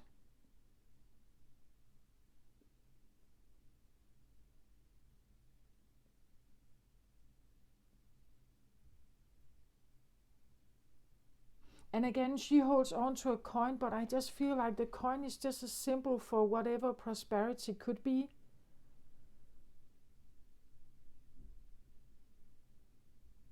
So because everything is split here, you can look at everything and you can decide whether you want it in or out. Do you see my point? It's like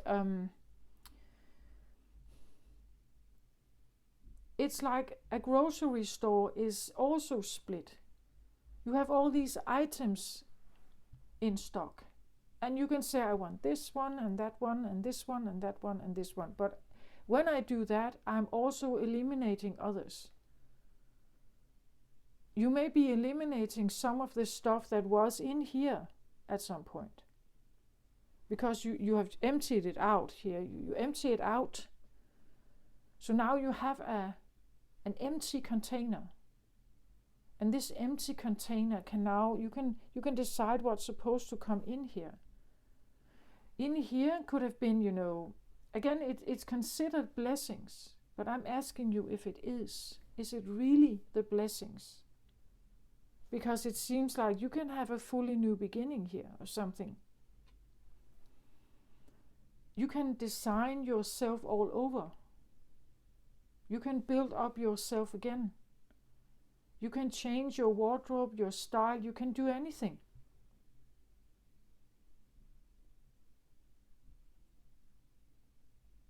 It's like you can create a new identity. You can have a new name. You can look differently.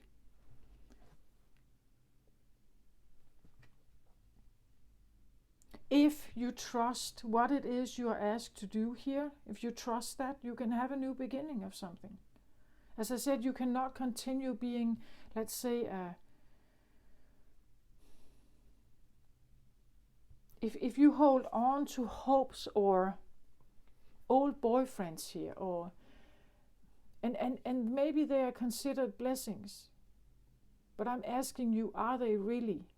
Because it seems like she's asked here to tip it all out, to just let it go. All the old stories, all the old memories, the narratives, all the attachments, all the emotional baggage, the entire rucksack here. And trusting then when she does this, as I said, when you do this, you will all the fears may come. All the fears of not looking like this, or not having enough, or being unsafe, or what about my home, what about everything here? You will get to feel that. You will get a knowledge of what materialistic things are, like what human beings hold on to for dear life. This feels a little bit like a minimalistic, like changing maybe from, a more materialistic lifestyle into a minimalistic lifestyle, where you give things away, you empty the bucket, you have less things. When you have less things to worry about, you're not as attached to it. All the stuff you've given away is already gone, right? All the designer clothes, all the furniture, maybe even your pet, all the things that is the reason why you can start over. That's the reason why when people transition, I believe that's the phase they go through, where they detach from everything. They say goodbye to it. They make amends with it.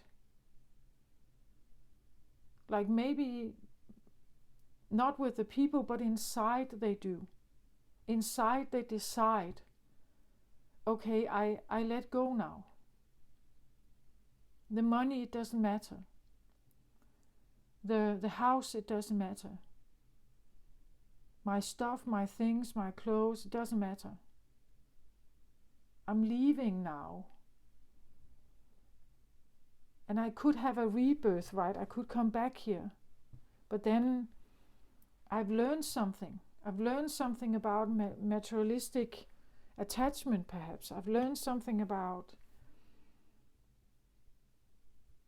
all the things out there, all the things that I could use my time on, all the things I could buy, all the things that when I'm leaving, they don't matter. Well, they may matter to the ones after me, so maybe my siblings, or maybe my parents, or maybe my kids. But when I'm leaving, it doesn't matter. I can't take them with me anyway. All this stuff, I can't take it with me. So what does it really mean? Does it even mean anything? Does it really matter? No, not really, does it? Not when you're leaving. It's only when we're in it, like when we're in the human experience, it means something. When you are returning to source as soul, it doesn't mean anything. And that's exactly what soul is. Soul, I don't think it has much attachment. Again, it's not personal. I don't think souls take things personal in that way. It's just an experience. But as the human part of us takes it very personal, but the soul part doesn't really. And you can rebirth yourself with a different awareness here. Standing in your life with a different awareness. Take new choice, make new choices, go somewhere else. Have new priorities.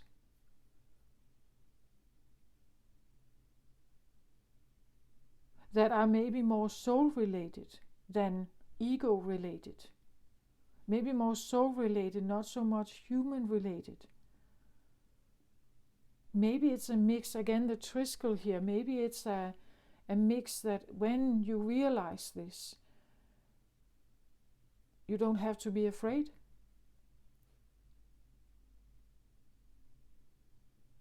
You don't have to be afraid for your children also, because they are also soul. You could enjoy life more. I know it sounds maybe, but think about it for a moment. If you know that your children are safe, soul-wise safe, if you know that you are safe, your soul, you as a soul are safe,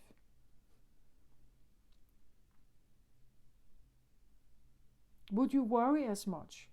Yeah, they may leave this earth like in a different time than you expected, but they are going to be okay, like they can incarnate again.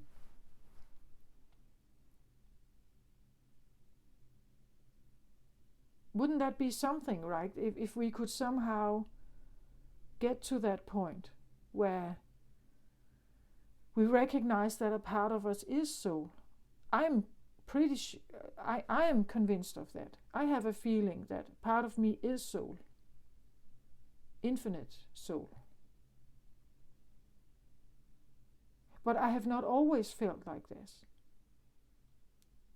Most of my life I have felt human and only human. With a certain lifespan. With all the worries, blah, blah, blah, blah, blah, all this stuff. All the money, all the necessities that a human needs. Now I'm convinced that I'm soul. It means that, well, I'm not really at risk. Like the body is. But I, the soul, am not at risk. Per se, I have an experience here with my body, but as an avatar, right? But I'm never at risk. Not really. And when I know that about my son, when I know that about my family, when I know that about everyone here, that yeah, they may leave, like they may transition out of their body, but it's okay, like they've had an experience now. That's why they came. That's why I came.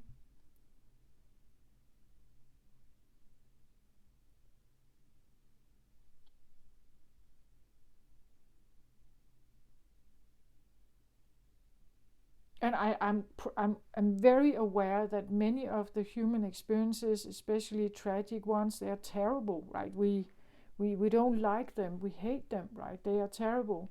They are They are filled with a lot of emotions and despair and hurt and pain and grief and everything. I'm very aware, of course I am, right? So what I'm saying here, it totally contradicts the human experience, which feels very real, and it feels very personal, and it feels very threatening at some times.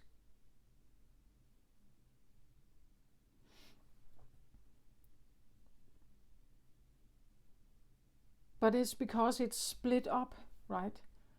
So we will like the human experience makes us experience everything, from small little enjoyment to like great excitement, to little disappointment, to bitterness, to hate, to death, to despair, to loyalty and illoyalty or disloyalty. Like we get to see it all like that. But where we come from, it's way more balanced, way more. But if you live constantly in something like this, we don't get to see the opposite. We don't know that it exists unless we experience it. And that's what I think is happening on Earth. Like the Earth experience is about that.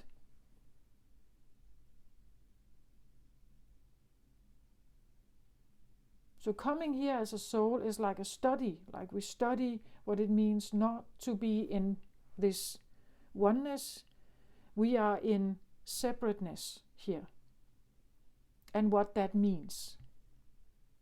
What it may feel like, how it is, how we can view it, how we can feel it, how we can smell it, how we can sense it, how we can walk in and out of it.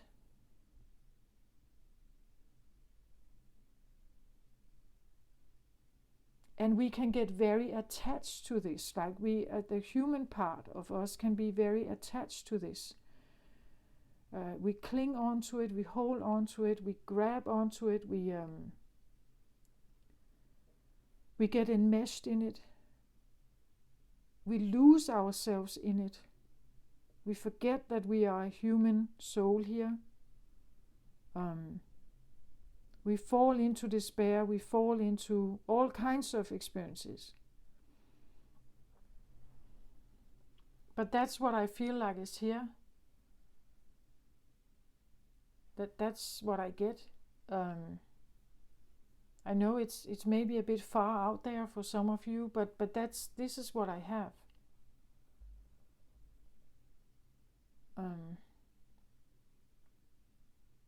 I hope this helps somehow. And that there is this opportunity to. Can I have a card on that one? Card on that. There's an opportunity to kind of a door or a gateway here.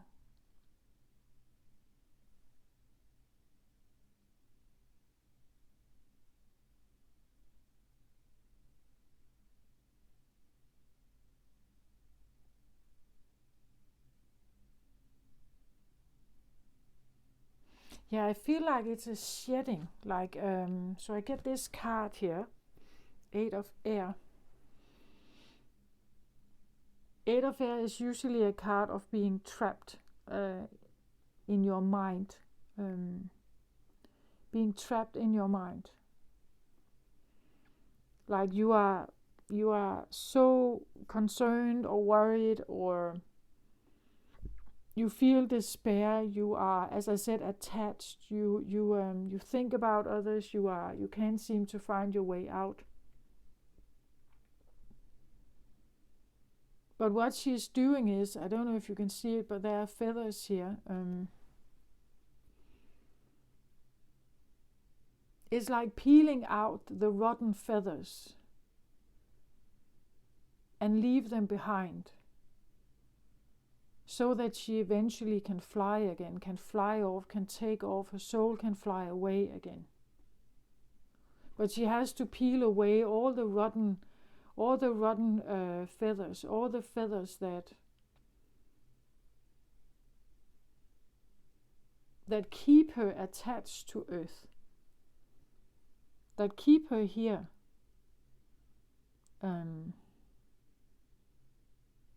That keep her in karmic loops.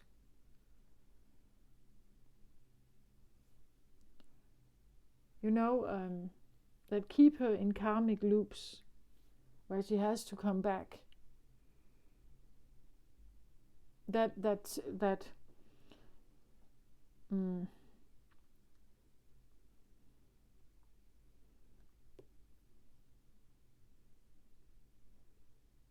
I feel like that also the feathers or the air energy here, the thoughts that keep her limited.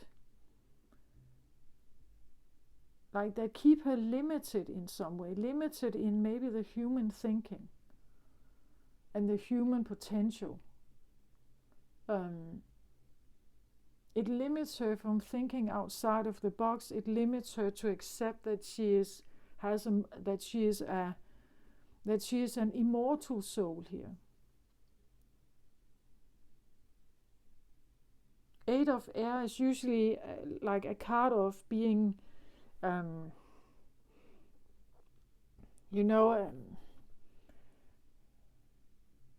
fearful,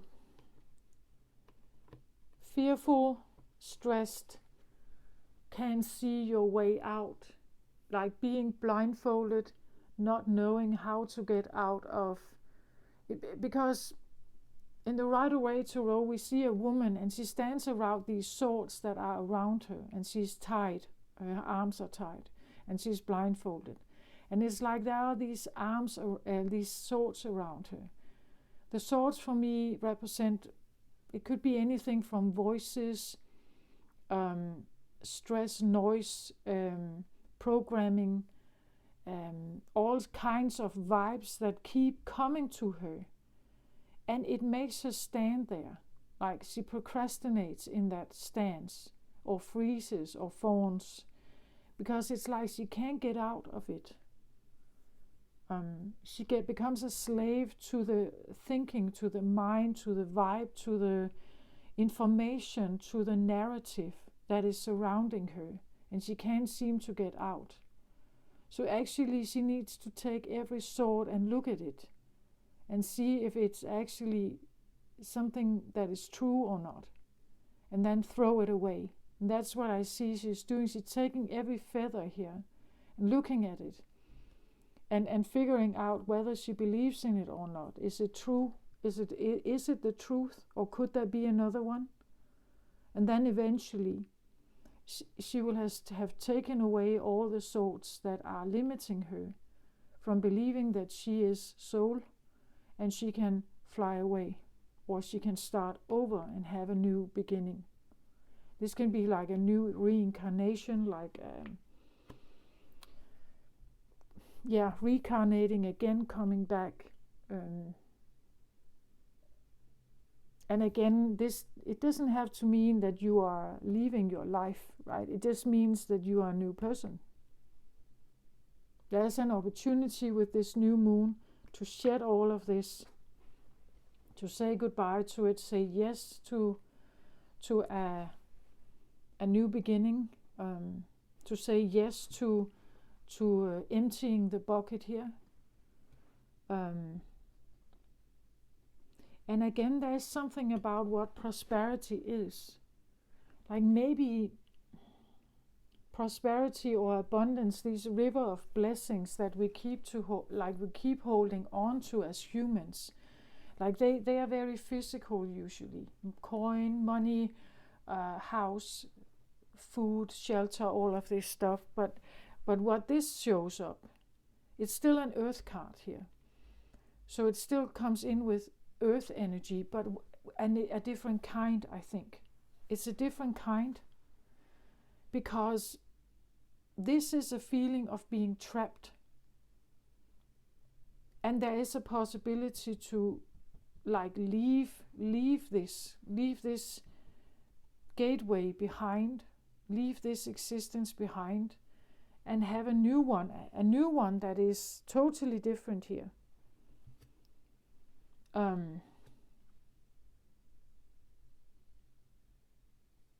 And it's singular. It also means that you're not, like, there's no pretense. At the bottom of the deck for the Ace of Earth, I get the 2 of Earth here. And what she's doing here, it's like she's juggling two different, can you see that? She's having one here and one here. She's juggling two different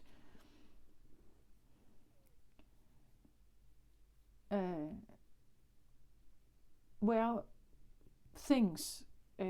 This could be juggling two identities, juggling two work situations, or she has one that she favors, and then she has the other one that gets her the coin that she needs. It's something about choosing which one. What she has here are actually 2 triscles also. I don't know if you can see that, but inside there are these three divided aspects that the triskel represents. It is body, mind, spirit. We can talk about the triskel sometimes also refers to the 3-headed goddess, the maiden, the mother, and the crone. It's something about uniting wisdom from body, mind, spirit, uniting wisdom, and not, you could say, you don't put your money on 2 horses here. You put everything on one, right? And whatever this is, you put everything on one here. This becomes the one, the only one that you now focus all your energy on. So instead of holding 2 smaller ones here, you are now holding only one, and this is the only one that you could say follow. This is the only doctrine or the only understanding that you follow here. And again, I feel like it's yours. Like many of these swords here are not yours.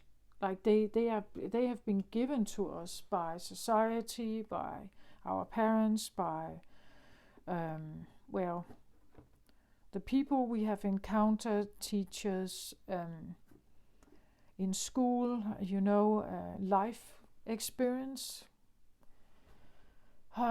textbooks. As I just said in the beginning, there's something you can read in a book and it can be a great guideline, but then again you can follow your own, right?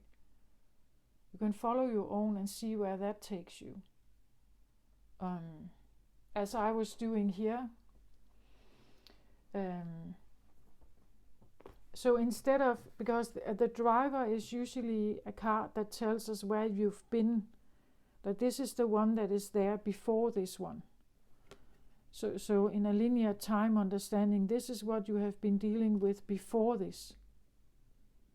So here it's like you're dealing with 2 identities or 2 different value sets, or you have one role you play when you are visiting your parents, and then you have your other life, or that you've been dealing with more than one perspective.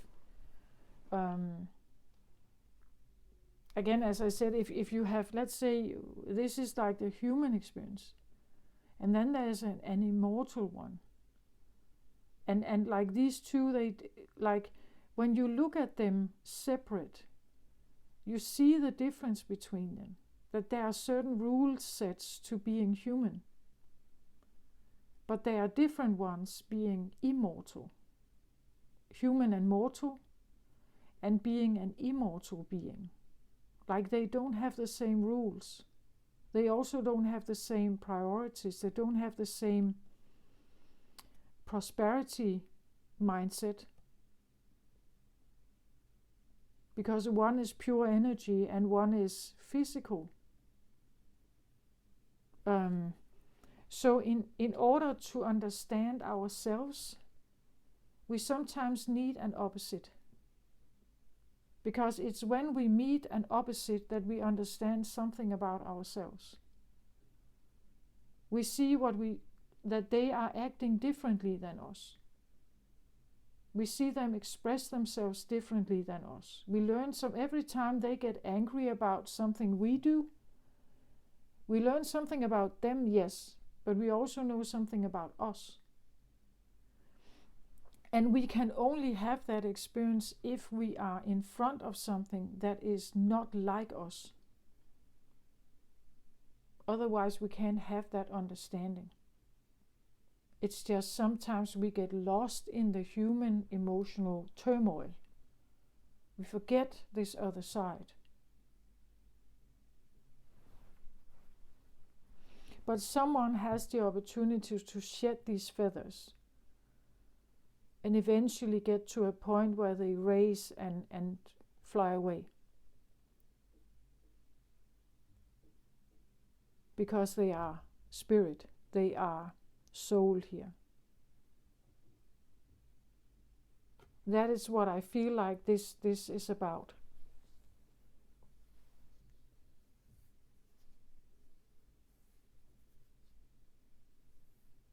I try my best to translate what I get, but it's like it comes from a place that is so different than the earthly experience. It conducts itself totally different. It has no form. Like we have to imagine that, right? We have to imagine what does it mean not to have form, not to maintain your body, not to keep it safe. There's no pain, like there's no pain experience. There's no hunger, there's no death experience, there's no threat experience like that. Does that make sense? Like and I feel like I'm doing this reading for you, but at the same time actually explaining to the other side also. Like I'm explaining to the other side that the human experience is very different than what I'm hearing, what I get, what I'm told here. So what you're telling me, yeah, it's great. I'm trying to convey the message, but you are so different than what is here, what I as a human also have experienced, right? It's so different.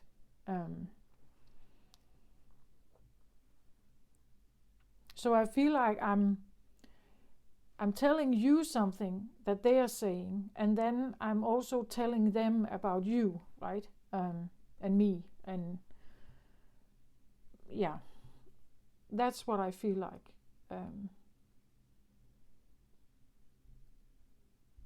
I hope this helps somehow.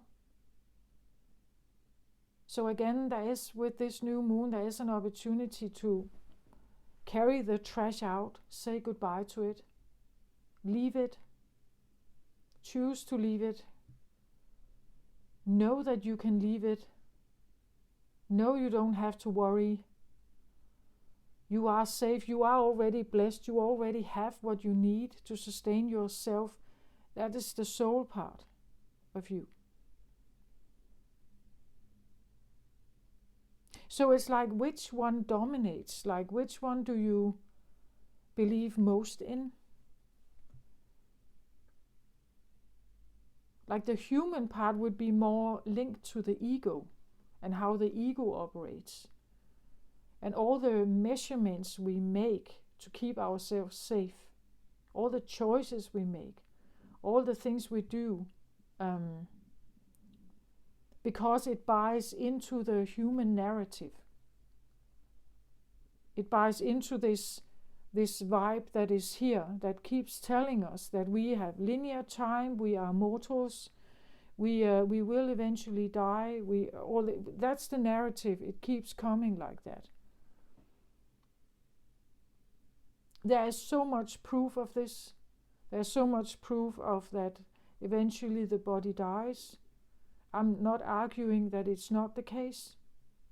I'm arguing that it also has to do with our consciousness, how we think.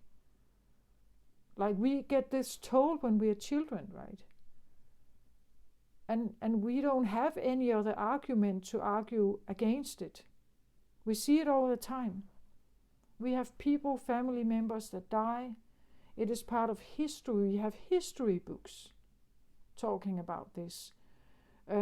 It's a big, big narrative. How are we supposed to like shield ourselves, or as children, how are we supposed to shield ourselves from that? We have no choice. We somehow incorporate it. It becomes a way of thinking. It programs the entire body. It programs the mind. We have an understanding that we age also. We have an understanding that eventually we become old and die. It's embedded in all of us. It's the entire narrative that is here. I don't know if it's the truth or not. I'm just saying what I get here. I'm just channeling what, or explaining what I get here. That maybe that is not true. Maybe it's the reason why we age, the reason why we become old is exactly because of that. It's because we repeat the story. We identify with it. It becomes our truth. We forget about this other part of us and we live this human life. And then we die. And then we remember, oh, actually I was soul. Right?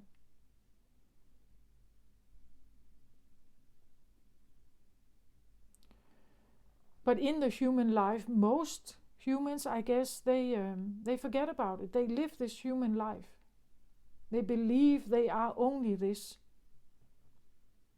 They identify fully and utterly and personally, on a very personal, deep heart level. They identify with the name they have, the persona they have, the body they have, the look they have, the work they get, the wife they have, everything. It's highly personal, it's highly emotional. It is enmeshed, it is very.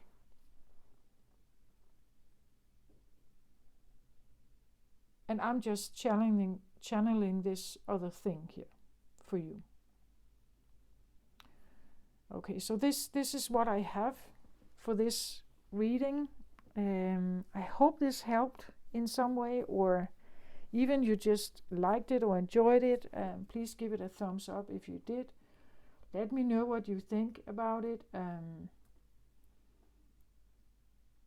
And, well, the veil can be quite thin right now. Maybe you feel like you have certain experiences from the other side that is going to maybe impact you.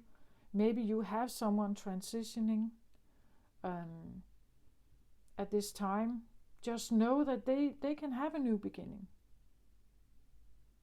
Maybe it will be somewhere else, but they're not done, right? That's what I feel like. So, yeah, this is what I have. Take care of yourself out there, everybody. As always, I send you love and light. Bye-bye.